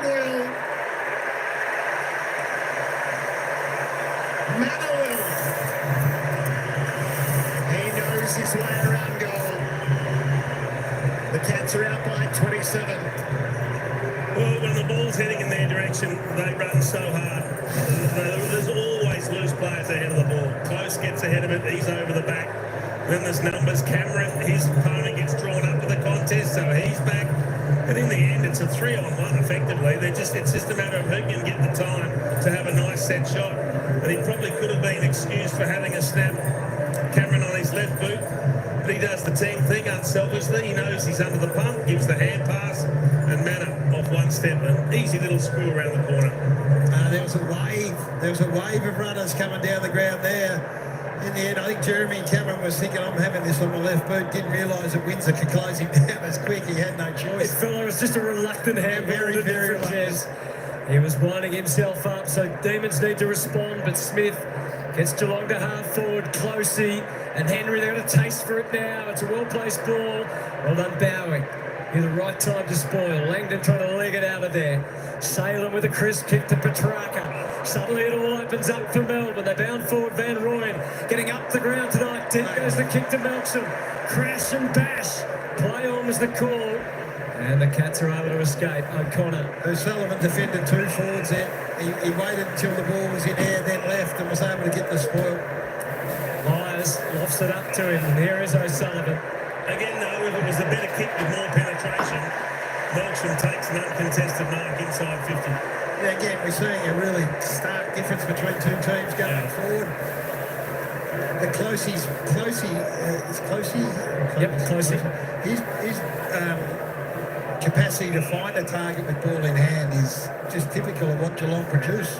Sullivan sets it up. They got to come up to the football. Cameron can't. Dangerfield was threatening Bowie. It's boot to ball, so at least buy a little bit of time. Same man, same station's coming off. He's either exhausted. He's exhausted. No, he just turned straight to the bench up there to the next spell. He's playing on four He's been great. He's been great. Unbelievable. Free kick going Melbourne's way. It should go back to where Myers was, but looks like it's not going to. So how this is the pattern. Melbourne sluggish ball movement early in quarters. Can they be brave and bold, or the Cats professionally shut them down? They'd have to find 5 goals from here. Stewart had a fly. Chandler kept it in motion, but not to advantage. Bowes. Dangerfield is marauding down the field. Salem was brave. That is a big contest. Brilliant, Christian Salem. Patrick Danger, I don't know if he knew Danger was coming. If he did, he's the bravest man out there at the moment. That's a great effort. Medals for Valour there. Salem to a contest. Pickett waiting underneath. Hand passed indiscriminate though. Border. Just talking about Connor O'Sullivan. He's had 20 possessions. He couldn't have looked more composed at times, and now he's calling his own interchanges. He's going that well. His work rate's so high. He's cruised around like a Rolls Royce. Yep. Viney got the loose handball away. Free kick goes to Melbourne. Advantage taken by Rivers. And Ryan gets no access to the footy. O'Connor did enough. He was living on the edge. A bit Hollywood from Dempsey. No damage done. O'Connor, Petty saw it first. Got a shot from Henry. Goes unwhistled. Now McDonald cops it. And they'll have a ball up on the wing. And time is starting to tick away for Melbourne. You think you've probably got even numbers. I mean, we've been talking about it all night. They've kicked 6 goals for the game. They've got to find another 5. I don't think they'll find it with Tom Stewart sitting in the hole on his own. At the coalface, Oliver got pushed over. His ball.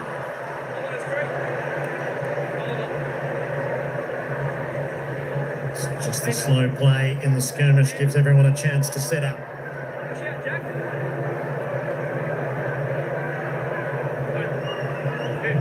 Oliver gives them a look at a marking contest. Van Rooyen coming from a long way back. Might have spoiled Gawn in front. Ball spits out. Pickett's got caught. Mullen stuck the tackle. Wins it. Gee, that's a good tackle. He's got Pickett running at full speed, grabbing the ball, bending down and then standing up. He didn't go high, grabbed the body, held on to him. And Pickett thought he'd get a ball up, but he made no attempt, so the umpire paid the free kick. Look at the numbers. Overlap numbers in the back half. Now they're closing it down. The keeping's off. to Myers, a step ahead of Rivers, who spoiled successfully. Stays in the Melbourne front half for now. Stanley's had a break.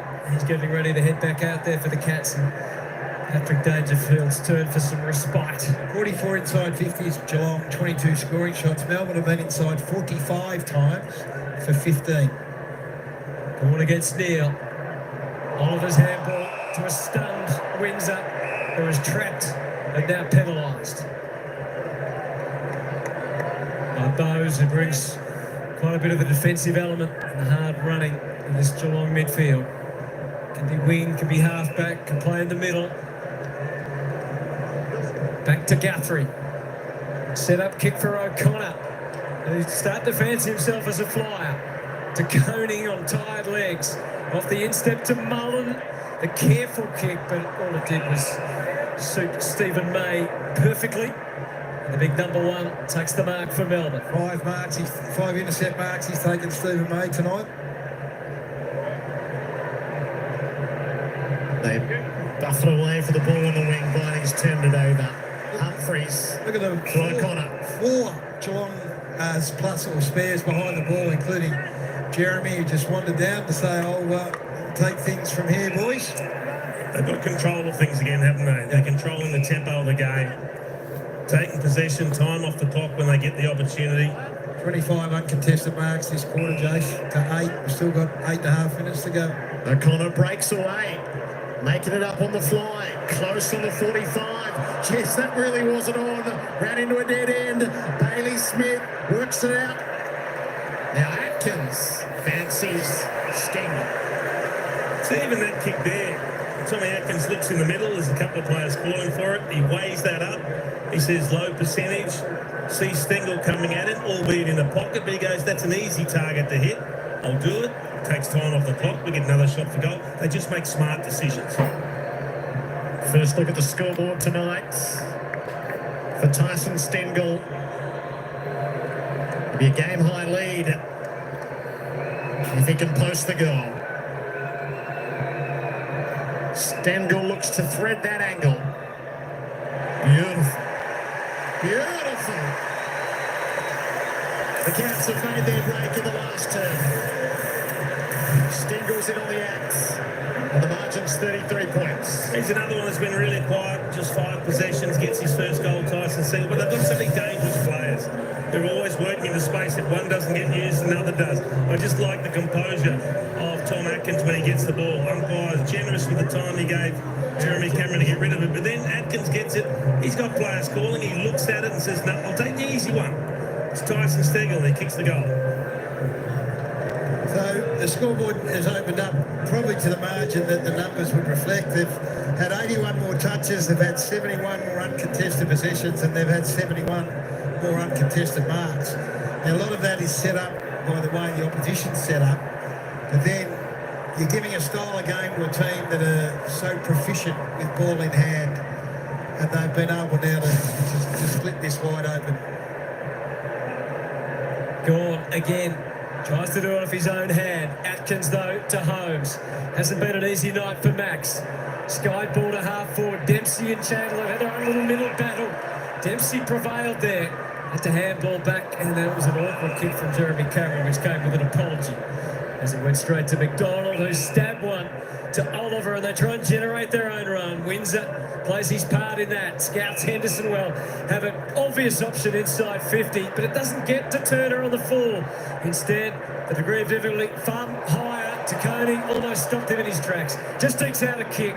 It was time for a bit of Pickett magic, but alas, it's not to be. And away comes Guthrie, although Bowie stops him to take an intercept mark.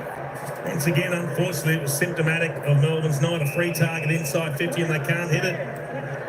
Lofted kick for Windsor. He turns down Bowie on the fly past. Doesn't really feel committed to the long kick. Crossy goes to Oliver, then has to do it in a rush. Jeremy Cameron, that renowned last line defender, takes the mark for the Cats. It's not the inside 50 kick you're looking for. That's not at the level right there, is it? Cameron dabs for Bailey Smith. Sacrificial running late in the piece. I mean, Clayton's had 28 touches, he's had 8 clearances, 15 contested, but it just hasn't hurt, doesn't hurt. Sullivan and Smith combine. Bailey has a dash. Like the look of Mullen. Petty comes. Mullen does enough to get it to Humphreys, to Coney. Mullen stays busy. Didn't give it the first. Didn't run out of time. So the Demons build again. Windsor, can he come up with a better kick inside 50? O'Sullivan's in the van. Brought it to ground. Petrarca barged his way through. Hand pass to Pickett. He'll get himself a behind. It's been a tough night first up. He's got a couple of those. We've spoken about Connor O'Sullivan a bit, but in just his 5th game, his ability to read where that kick was going, to take front spot away from his opponent at 198 centimetres. He's learning the game quickly, he's athletic, just doing everything right. Windsor Saw comes from the ground for Melbourne. We saw Brad Green, who's the president for now, for the Demons. Plenty to contemplate for the Melbourne hierarchy. They're staring at their worst start, as you can see, Norton 4 since 2012. Petty. And Ryan with a run-up. Getting each other's way. Guthrie back to DeConey. And he provides the sure hands necessary. We're inside the last 5 minutes. So a good night as a defender, DeConey. Neil did the do-si-do on the way through with McDonald. McDonald ended up with it, but not for long. Manor shoved it forward. Cut off by Salem, uses Rivers. Had to make a break away from Neil. Got tagged, and it turned over as a result. Manor, he's got numbers in centre field, which he sees now. He'll use Guthrie. Holmes is flaring out the far side. Stewart's job to get it to him. Fritsch runs interference. Stewart does well and works it on to Bailey Smith, who's got open grass ahead. He resists the bounce and goes for Neil. Well, you get rewarded in this game, and Shannon Neal was the player that chased Rivers down here. Hand pass away to Holmes, launching from range. Stengel's going to have to try, but to no avail. Put the pressure on, got the turnover, and then ends up with the shot. Nice to see a big 6'8" bloke running late in the 4th quarter like that. Viney. Van Rooyen couldn't take it. The scouts were all Geelong's. Atkins to Manor to full forward, and Stengel. His appetite for a goal hasn't waned. He wants to go around the corner. He's going to get 50. He's going to kick his 2nd of the quarter. And the Cats are really going to rub this in. The scoreboard won't tell the full story of the struggle tonight, but the better team will get the points.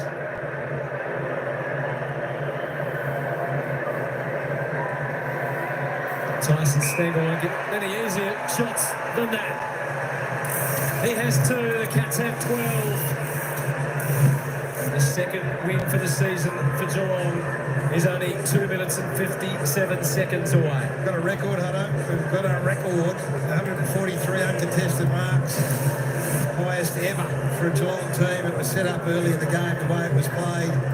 And now they're reaping the rewards. They've been inside 50 only 48 times. Melbourne 49, if you can believe it. And they scored 12 goals, 12. So they scored every second time. 50%, exactly, which is well above the competition average game. But it's just been relentless. For 3 and a bit quarters, Melbourne worked hard, tried hard, but the class difference and the relentless work rate of the Cats has just got them in the end. Yeah, polish and better ball users, better decision makers. They're getting the reward they probably deserve. 4 goals to 0 in this final term. Viney's free kick against Atkins. Viney put it in a high ball to get after Van Rooyen from a long way back. Crashed the pack. Dempsey underneath with a cool head. Off to Stewart.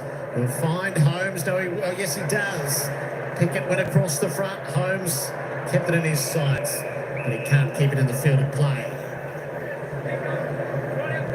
Stephen May quickly. Bowie got it despite Manor dashing across his path. He's missed Petrarca. Another missed kick. O'Connell with footy in hand. Simple skill errors, too many of them, unfortunately. Kind of bites off the kick to the wing. May back with the flight. Tips it away. Wonder what the Melbourne leaders are thinking. Wonder what they'll reflect on when the siren sounds and that man there, Simon Goodwin. Well, effort, I think, has been okay, Hutto. Definitely. They've taken a step forward from an effort point of view. Their players individually, I think, have had a real crack. Steve Amazing game is one of those. They just haven't got the class or the polish. They need some better ball users, guys, don't they? Well, that's it. So again, they're winning the inside 50s. Melbourne have won, well, right now they're +1 from an inside 50 point of view. But the predictability of the ball movement inside 50, Jacob Van Ryan, getting caught under the foot, whatever it is, never really threatened to get past this Geelong side, who have been, far more methodical in the way they go forward. Dempsey floats it for Neil. That's another example. So the inside 50 marks, just if you want to go on something in terms of being able to connect with your forwards, a 17-5. Yeah. Tells you a big story, I reckon. A little bit of advice from the captain to the big scratcher. Shannon Neal up against the fence. He's going to take all his allotted time. The one goal for the night.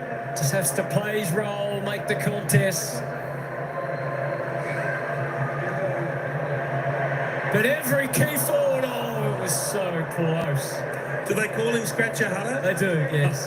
Great name. The great Scratcher Neil back in the 70s and 80s.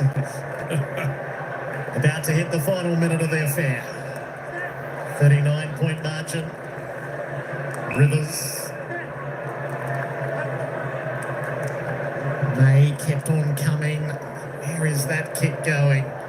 Straight to the midst of O'Sullivan, who will leave here as the rising star favourite tonight.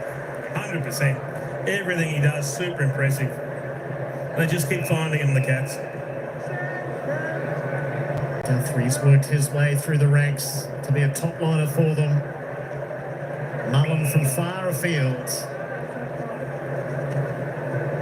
They've all played their role on the night of kick mark that the Cats haven't seen before.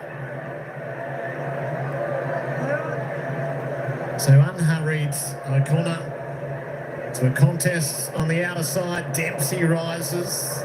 Manners still got an appetite for it. Touched away by Chandler, who's been wholehearted in his endeavours. So just 13 seconds remaining now. The Cats in cruise control in the last quarter. Certainly hasn't been like that for most of the match. And the path of Dempsey up against the boundary and the clock. The handball had to be perfect. There was no margin for error. And after a hard fight, the Cats back at home, back as a winner. Their season starts to take shape with Patrick Dangerfield leading from the front. Melbourne, after 4 rounds, still without a win. Their worst start since 2012.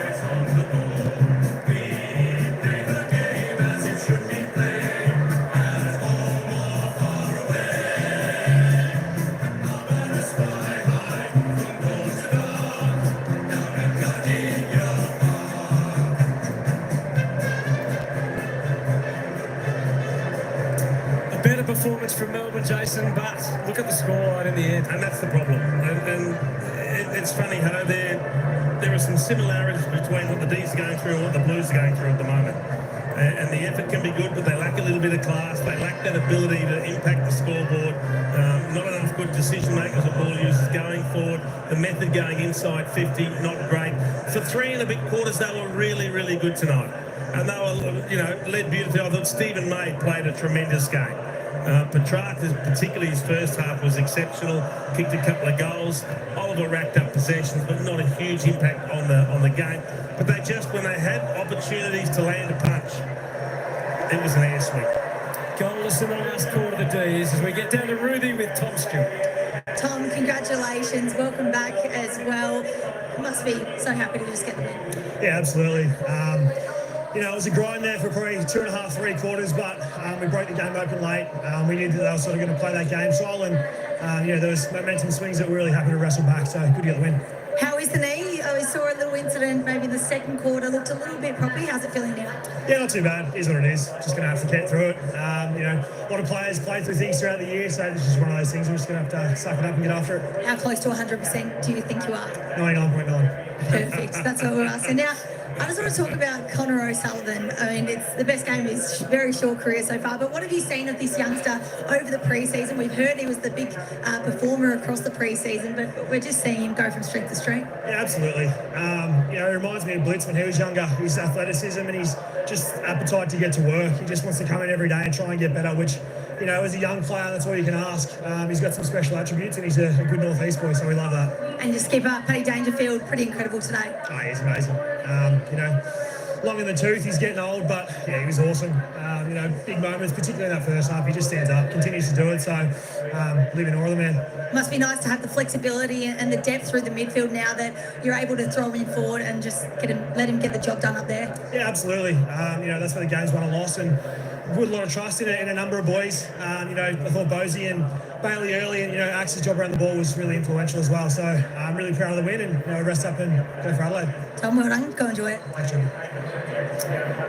It's a pretty handy leaders, don't they? The Cats. Yep. I'll tell you what, he's given young Connor O'Sullivan a fair rap too, Hutto, when he said, he reminds me of Blitz, Mark Blitzarves when he was younger.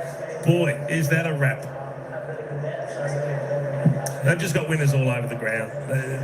They're such a well-balanced side, a well-drilled side, and the way they play, just a fun team to watch. You see the frustration etched on the face of the Melbourne superstars. Christian Petrarca leaving GMHBA Stadium. A disconsolate-looking Jack Henry as we go back down to Rube. Joined with the young Blitz himself. Now, Tom Stewart just compared you to Blitzarves. How does that feel? Obviously it's a great honour. Blitz has had an amazing career and will continue to do so for hopefully the next couple of years, but I think he's got the legs over me. He's a much better runner, so I wouldn't say I'm him quite yet. Now, you played just your fifth game. You looked out there tonight like you've played 50. How have you been able to come on so quickly in just your second year? I feel like I'm still learning a lot.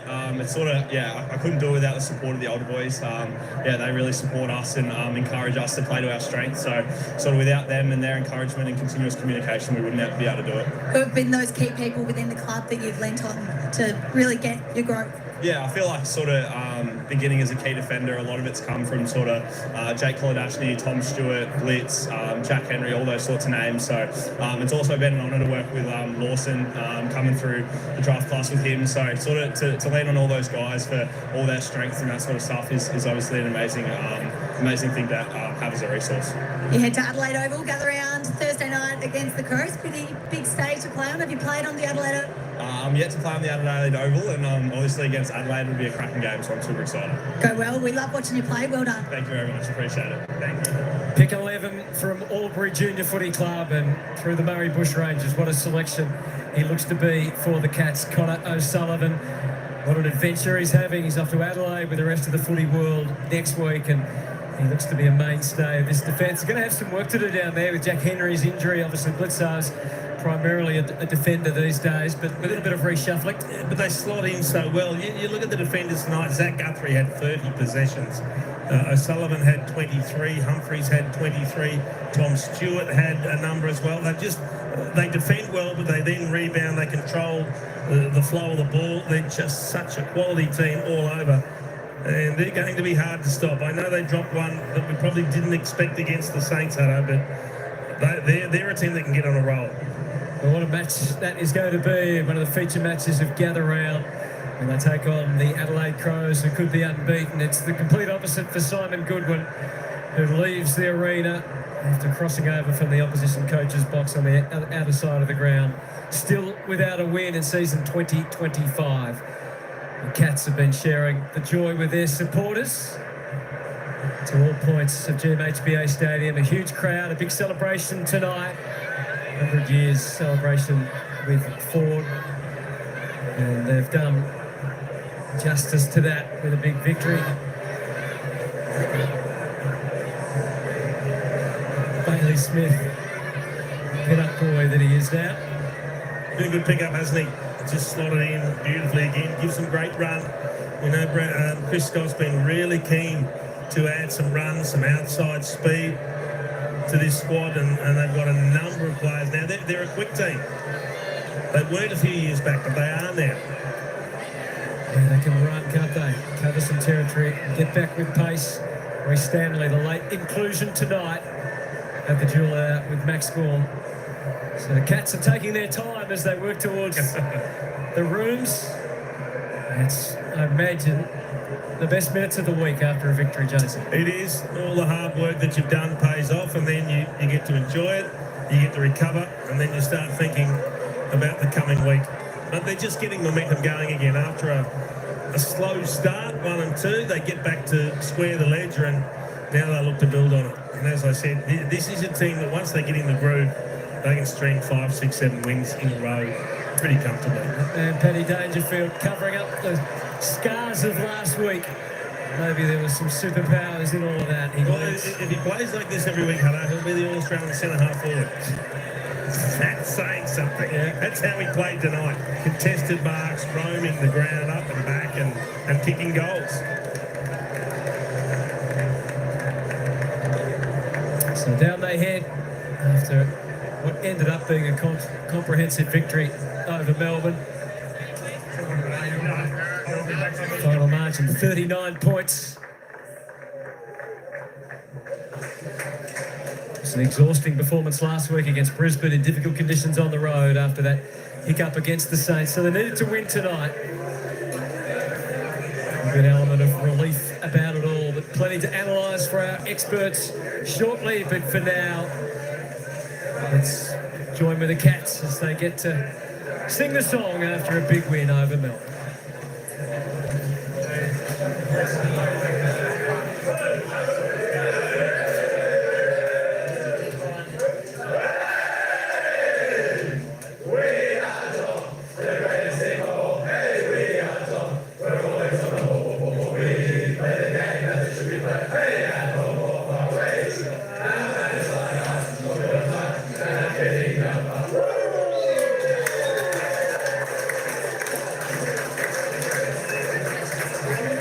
Welcome to Friday Night Footy on Fox. It's brought to you by Ford, sharing the drive with the Cats since 1925. I'll tell you what, they're celebrating 100 years with Ford as their major sponsor, and they celebrated in fine style, winning by 39 points in the end. Jonathan Brown, Nathan Buckley and Jordan Lewis. Comprehensive wrap coming up. We'll go down to the rooms with Chris Scott and Gerard Waitley. Will grab him before the press conference, so you won't have to wait. You'll see it all here on Fox Footy. Got it done in the end, boys. There was a couple of moments, but I think in the end they were too classy, too polished, and they're the much better side of the night. Well, they'd be happy the way they ran the game out, because there was periods in that third quarter, especially in the middle to the later parts of the third, where you think, geez, Melbourne can hang on here. Geelong look like they're tiring, but they were comprehensive in the end. At various stages of the night, it looked like they looked like two teams that had lost their last 5 games collectively. So it wasn't a great exhibition of footy, but I think Geelong obviously went in with a controlled focus and were happy to kick the ball around, possess the ball, and force the Demons into defence for a large part of the game. Is that a fatigue thing? Is that a concern with fatigue and not running out games? Because to me, it looked like a clear plan coming in to control the ball. From the Demons? No, from Geelong. Oh, from Geelong? No, I just think that was what they were given. You know, we spoke tactically about the tag that came from Sparrow up to go onto Holmes, and that just gave them a 6 behind the ball, but that was their extra. So they just took what Melbourne were able to give. I mean, they are record numbers. Seems unusual, though, doesn't it? It does seem unusually high for it to go in there and that to just happen. Like Zach Guthrie and Humphreys, they weren't too worried about it. He had 17 uncontested marks, Guthrie. Humphreys had 13. O'Sullivan's had 10 of his 13 were uncontested. Myers got down there on the act as well. They broke their all-time record, the most ever recorded in a match, 148. Geordie's right. Yeah, so often we say, and people sometimes say, what are you talking about? You play what's in front of you, right? So the game unfolds, the ball's bounced, and as you mentioned, Sparrow comes hurtling in, Max goes and sits behind the footy, but all of a sudden the ball goes in your back half, and you've got a 5 versus 4 or a 6 versus 4, so line number, out number. You're not going to belt it down the line. You're going to go, let's make the most of it, and then you end up with the uncontested numbers like that. Now, I'm with Brownie to a small degree that I think that Melbourne flagged a little bit at times, but I just think they set up deliberately like that, Melbourne. They would have accepted and known that this was going to happen in some way, shape or form. And only in that third quarter, halfway through the second quarter, the one we showed where they built the ball up well, that I'd imagine was the plan going forward. They just weren't good enough or skillful enough to execute it. But Geelong have always been a side that loves their outnumber. Like Tom Stewart as a +1, or back in the day, Harry Taylor. Like if you get why give it then? Well, that is the question, because you can't say that the Sparrow on the Holmes wasn't effective. That was effective. Yeah. But when you're struggling to hit the target going inside forward 50, and you take one of your forwards away and give the opposition an extra number, that part of it didn't make a lot of sense. I think they tried to square up a little bit after half-time. Closed a little bit, but I don't think they squared it up. I think your question's really... hopefully it's asked. Oh, Jared will ask it. Well, he's not going to ask it to Simon Goodwin, but someone will ask Simon Goodwin, clearly that's the way you went in. Why? And then we'll get an historically, it's been the way to play Geelong, 6v6. And ask them to generate a spare through their wings or even a midfielder dropping back. That was an interesting tactical move at the start for me. Just give them exactly what they want right from the start. Chris Scott would never do that. Well, Chris Scott wouldn't allow to give the opposition one of their great strengths. All right, we'll find out. We'll have both press conferences, as you said. Jared Waitley making his way down to speak to Chris Scott. Now, on this panel, it's been this way for a few years now. There's us that sit on the right as the big forwards. Yes. Well, you're the big one. I'm the sort of lurker. Little flanker. And then there's the midfielders. We seem to think we're the most important. Where's Patrick Dangerfield when he retires? Is he going to join us? Or is he going to join these two blokes on the end? No, he's with us, Danger. Have a look at him. He's a powerful big forward. Have a look at him. Have a look at him. Welcome, Danger. Well played. Thanks, guys. It's a bit concerning when I'm closer to your age than I am most of our players. Well, there's a spot for you here eventually, mate. But well done. You were superb. The team were fantastic. It took a little bit getting over the top of them, but you did in the end. And your game was, well, I don't want to embarrass you. I thought it was magnificent. How are you feeling? Feeling good, guys. Yeah, it was. We've had really good patches and we've had really poor patches over the past 2 weeks. So we've started games well, we've started games poorly. And tonight was a bit of an arm wrestle for the majority of it. And there's times when I think we can attack better rather than sort of crab slow ball movement at times. But Melbourne did have numbers back, so we were sort of conscious of that. But it was a good arm wrestle, and I think it was a good game of footy. You would have had that conversation at half-time. I'm pretty sure Scotty would have presented that, we are kicking the ball around, they are dropping back. What was the message going into the second half, given that Melbourne were collapsing a little bit? Was it to do the same thing and go about it and be patient? There's a bit of both, Buck. So there's the patiency piece, and then there's times when you can go fast. The challenge for us has been when we've had the momentum go against us at times, it's turned into, scoring chains of 5 or 6 goals. So the balance of sort of getting back into it is, they might kick a couple. We want to move the ball faster, but it's at what sort of risk? And you need to play with risk in the game. But we're sort of warming up into that after a sort of a couple of patchy weeks. So I feel like it was an improvement, but there's still areas we can improve. That we did touch on it at half-time and spoke about using it, but we want to attack as well at times. So was it a little bit of a perfect storm? Like obviously you looking at taking away the momentum of the opposition that you might have given in the last 3 weeks, and then what Melbourne threw at you that created that opportunity? Yeah, and we obviously know how, we've got some incredible players through the middle of the ground, so there's the balance of trying to nullify an opposition's strength, which is their ability to mark the ball, but obviously the guns that they've got through the middle of the ground. So we want to take opposition strength away, and we want to sort of, add our own. We mark the ball well, we set it well across half back, and then we feel like when we've brought, when we have good inside 50 ball movement, we score well. So it's sort of trying to get as much of our flow on the game as possible and take away the opposition's. Hey, Paddy, well done on your game. I thought you were absolutely huge. 70% for tonight. Is that, as you sort of look towards the season unfolding, is that the best balance for you? I mean, you've always had power, but tonight, they could hardly lay a finger on you. You looked like you had so much energy and exuberance in the 450.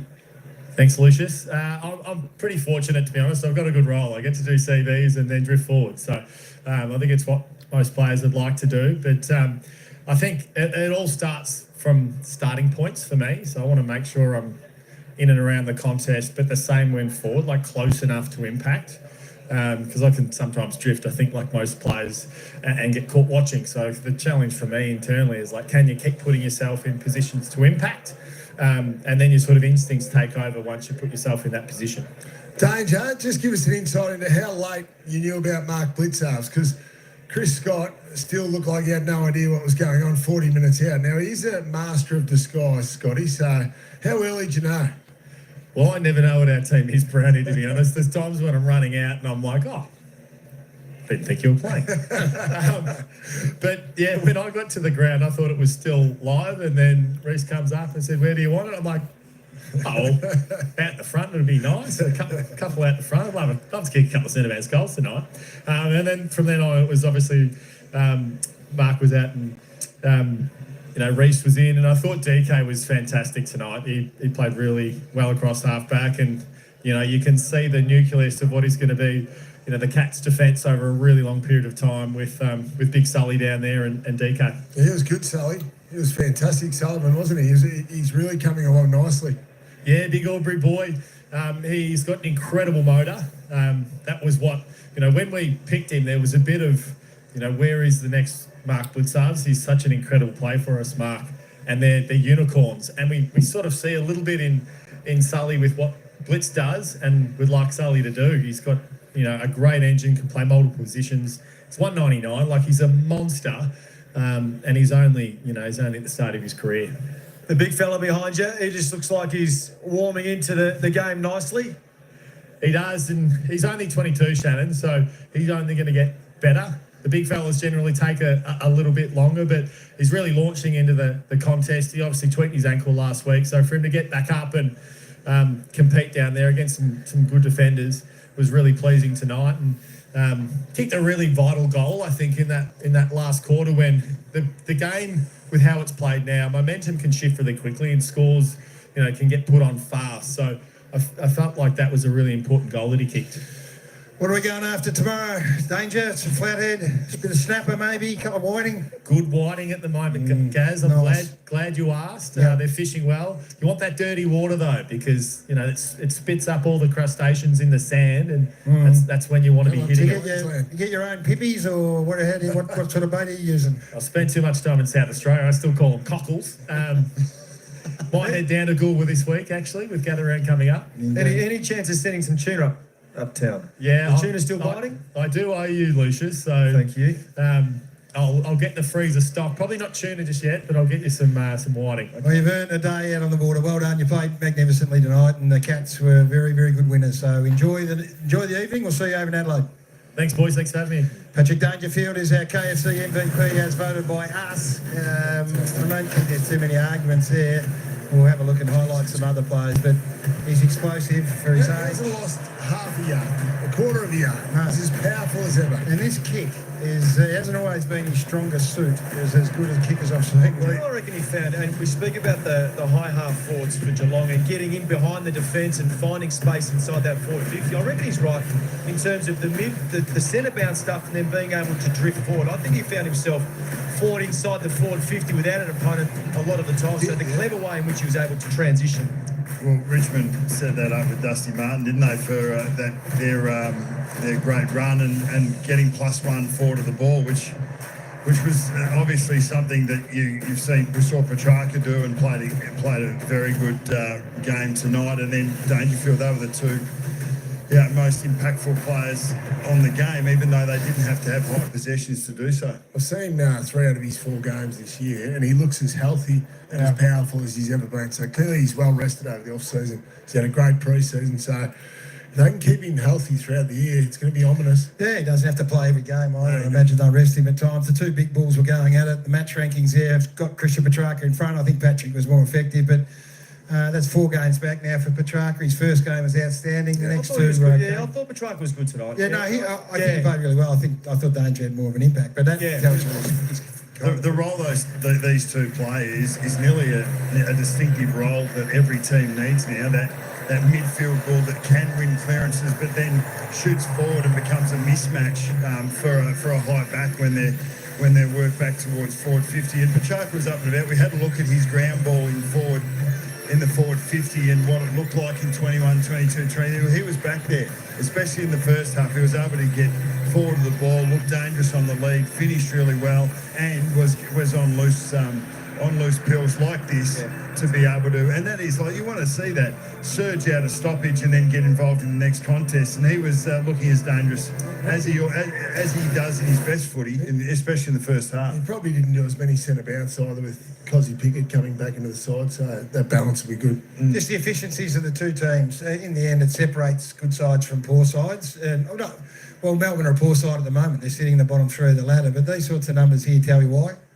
I mean, it helps if you mark the ball inside forward 50 as well. Geelong had 17 marks inside forward 50, Melbourne only 5. I think that summed it up. I said that as I left commentary. I mean, you're getting plenty of looks, and this is, historically, Melbourne supporters will be watching this going, yeah, well, tell me something different. This has been happening for a long time. They've had one more inside 50 than Geelong, and yet they can't connect. Yeah, and it's decision-making. I mean, how many times... We had a great vantage point behind. You can see the play unfold and the decisions that they're making with ball in hand, and I think it's getting closer, which might sound a bit funny, and there was just a few decisions, first give decisions that just let them down. I agree with you, Geordie, because, yes, making the right decision or first decision, but also then winning your one-on-one contest. Yeah, young Van Ryan, part of his development is you've got to complete those marks. What do you see with him, Brownie? What do you see? I just see he a bit clunky with his footwork. I tried to narrow down what it is, and obviously we had a chat about it throughout.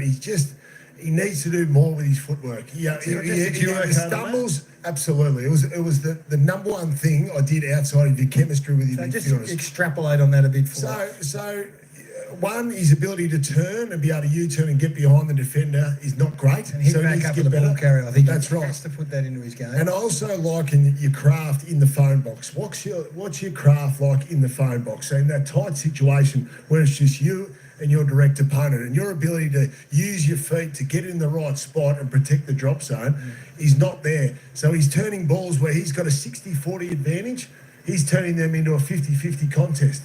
So if he can just tidy up his footwork, he can complete those marks, and all of a sudden that 32% efficiency for the Ds, that goes up into the 40%, and all of a sudden they're starting to run close to teams like Geelong. The other thing that was happening is we've already discussed it, how Geelong had the +1 behind the ball, and they were able to access their +1 quite often. Melbourne had theirs in the middle of the field. It's a little bit harder to access your +1 when he's in the middle of 12 players, where Geelong had hit their +1 loose on their own.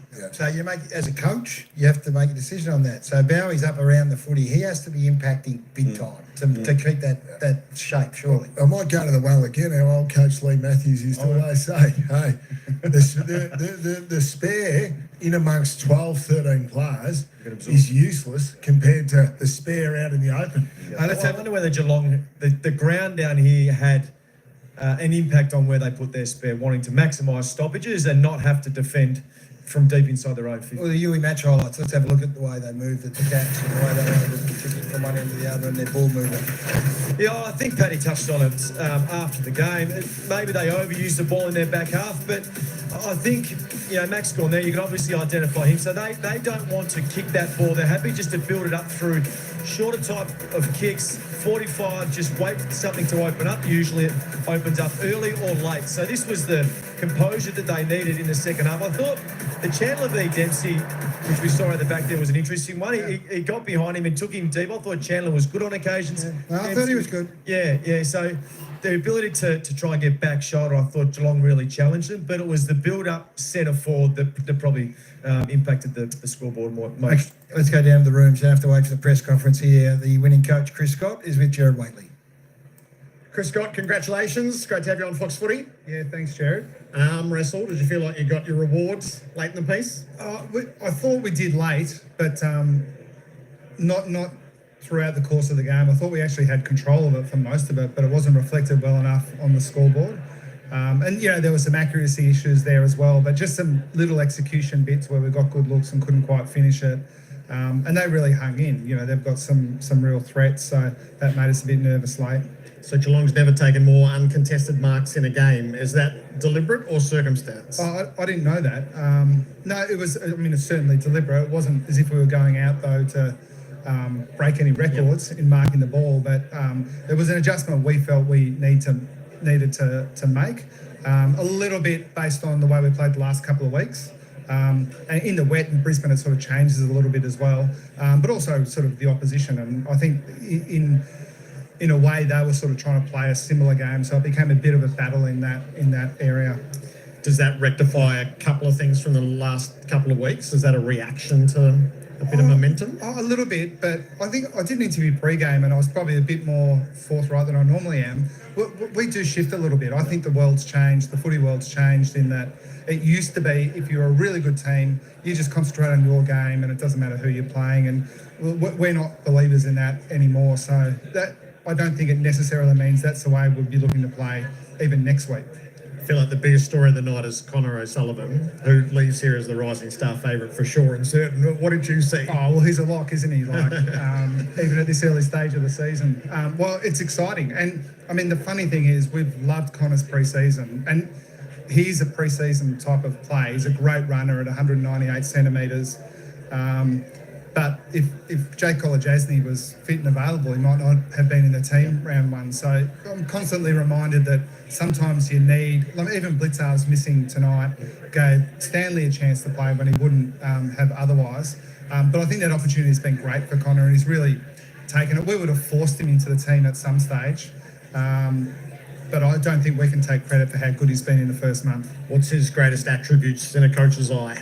Well, I mean, I think young key defenders, have a challenge in front of them because often they come into AFL footy having never really played against men and they've got to play on some of the best big, strong key forwards in the game.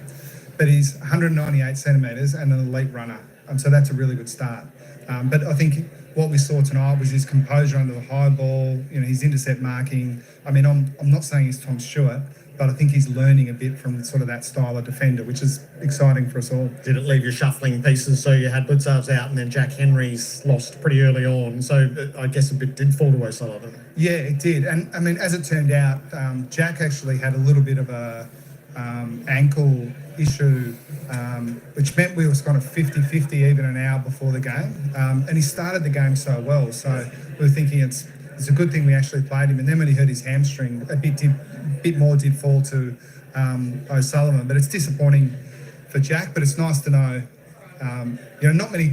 I mean, Jack's been our best defender. Not many teams can replace them like for like, and Blitzarves is crucial to us as well. So to come away with a win, I've got to tell you, an hour before the game, I was, thinking this is going to be a really good win if we can get it done. Yep. The Dangerfield role, so centre square attendance, then go forward. And Jason said he was playing like a centre-half forward of old. Well, I mean, I've said this publicly a few times. When I first met him back in, I'm going to say it was 2015, somewhere there, even then when he was about to become the premier, if he wasn't already, premier inside midfielder in the comp, he said he thought he was a 50-50 forward midfielder. And we've played him a lot more midfield, obviously, but when you see him coming across the front of the pack like that, he looks like a forward to me. So you play him 30-70 tonight. Is that a pretty good template, do you reckon? It's just hard to say. We don't want to be too structured with it. We want to back our capacity to read the game from the box, but even more so, give him a bit of room to sort of adjust. And he does have a really nice feel for what the team needs, and that's rare sometimes. Like players often have a feel for what's best for them, but he has genuinely got to the stage where he's not thinking about how he can be the best player on the ground. He's thinking about what does the team need in this moment, which is nice for a coach. All right, you're due at your presser. Thank you. We'll see you in Adelaide. No worries. Thanks a lot. Chris Scott joining us down there with Jerry Waitley. I love listening to Chris Scott talk. I don't necessarily believe everything he tells us, but the way he tells us, I think, is entertaining. Yeah, that's a little clip. I never listened and believed everything Bucks told me either. No. When he says that if Jake... Was he a liar? Are you a liar, Bucks, were you? No, it's just that Gaz doesn't believe people. No, I don't. Not all the time. I am. I'm an old cynic. When he says that if Jake Kolodjasny's playing, Connor O'Sullivan mightn't be, I look at it and go, I reckon you'd find somewhere to play him.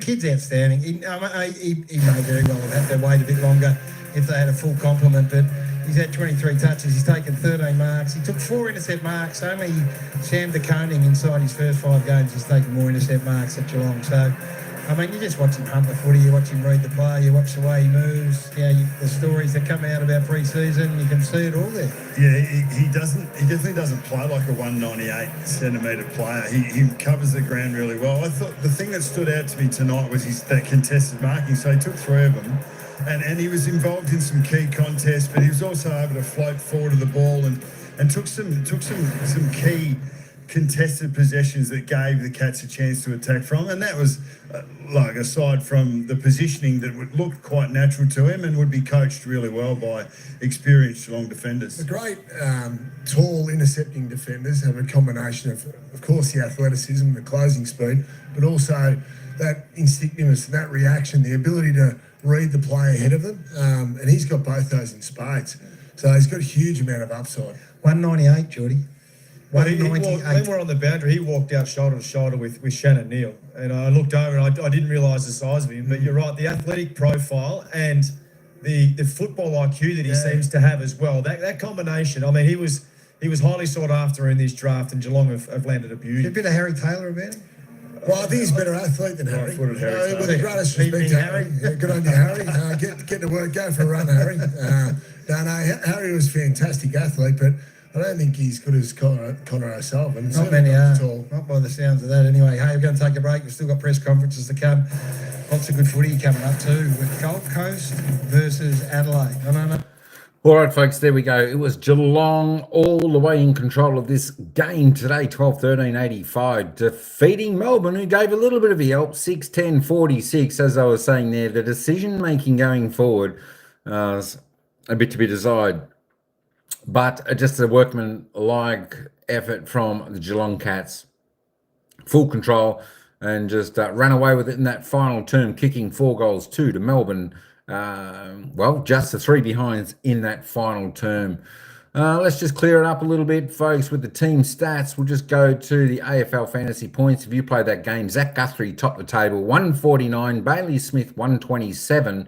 Humphries 115, the rest under that. The goal scorers for the match today, well, Paddy Dangerfield, he led the table with 3 goals. He kicked 3 goals too, Paddy Dangerfield. Tyson Stengel, 2 goals for the Cats. Jake Bowers, 2 goals for the Cats.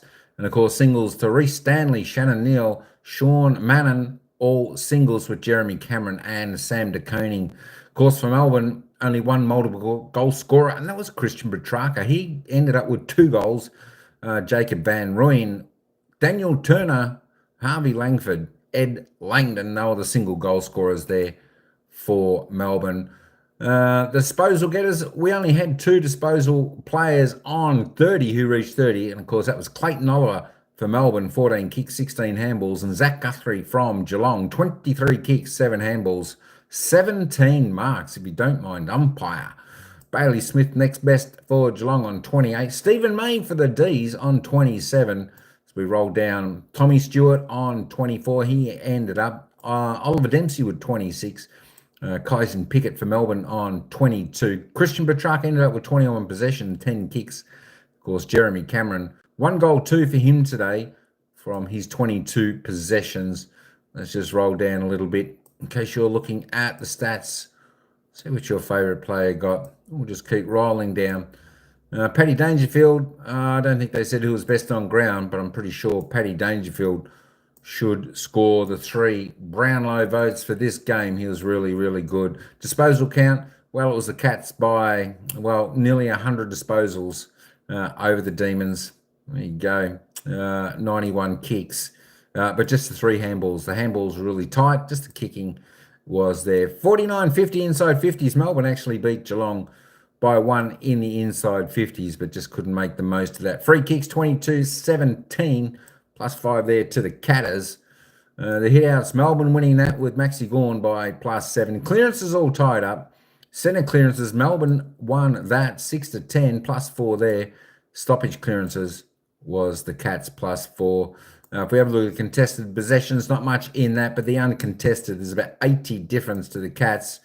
And they're just finding a lot of space there, the Cats, weren't they? The marks, well, there we go. 165, pretty much doubling their season average. I think that was a record, uncontested marks, a record for Geelong today.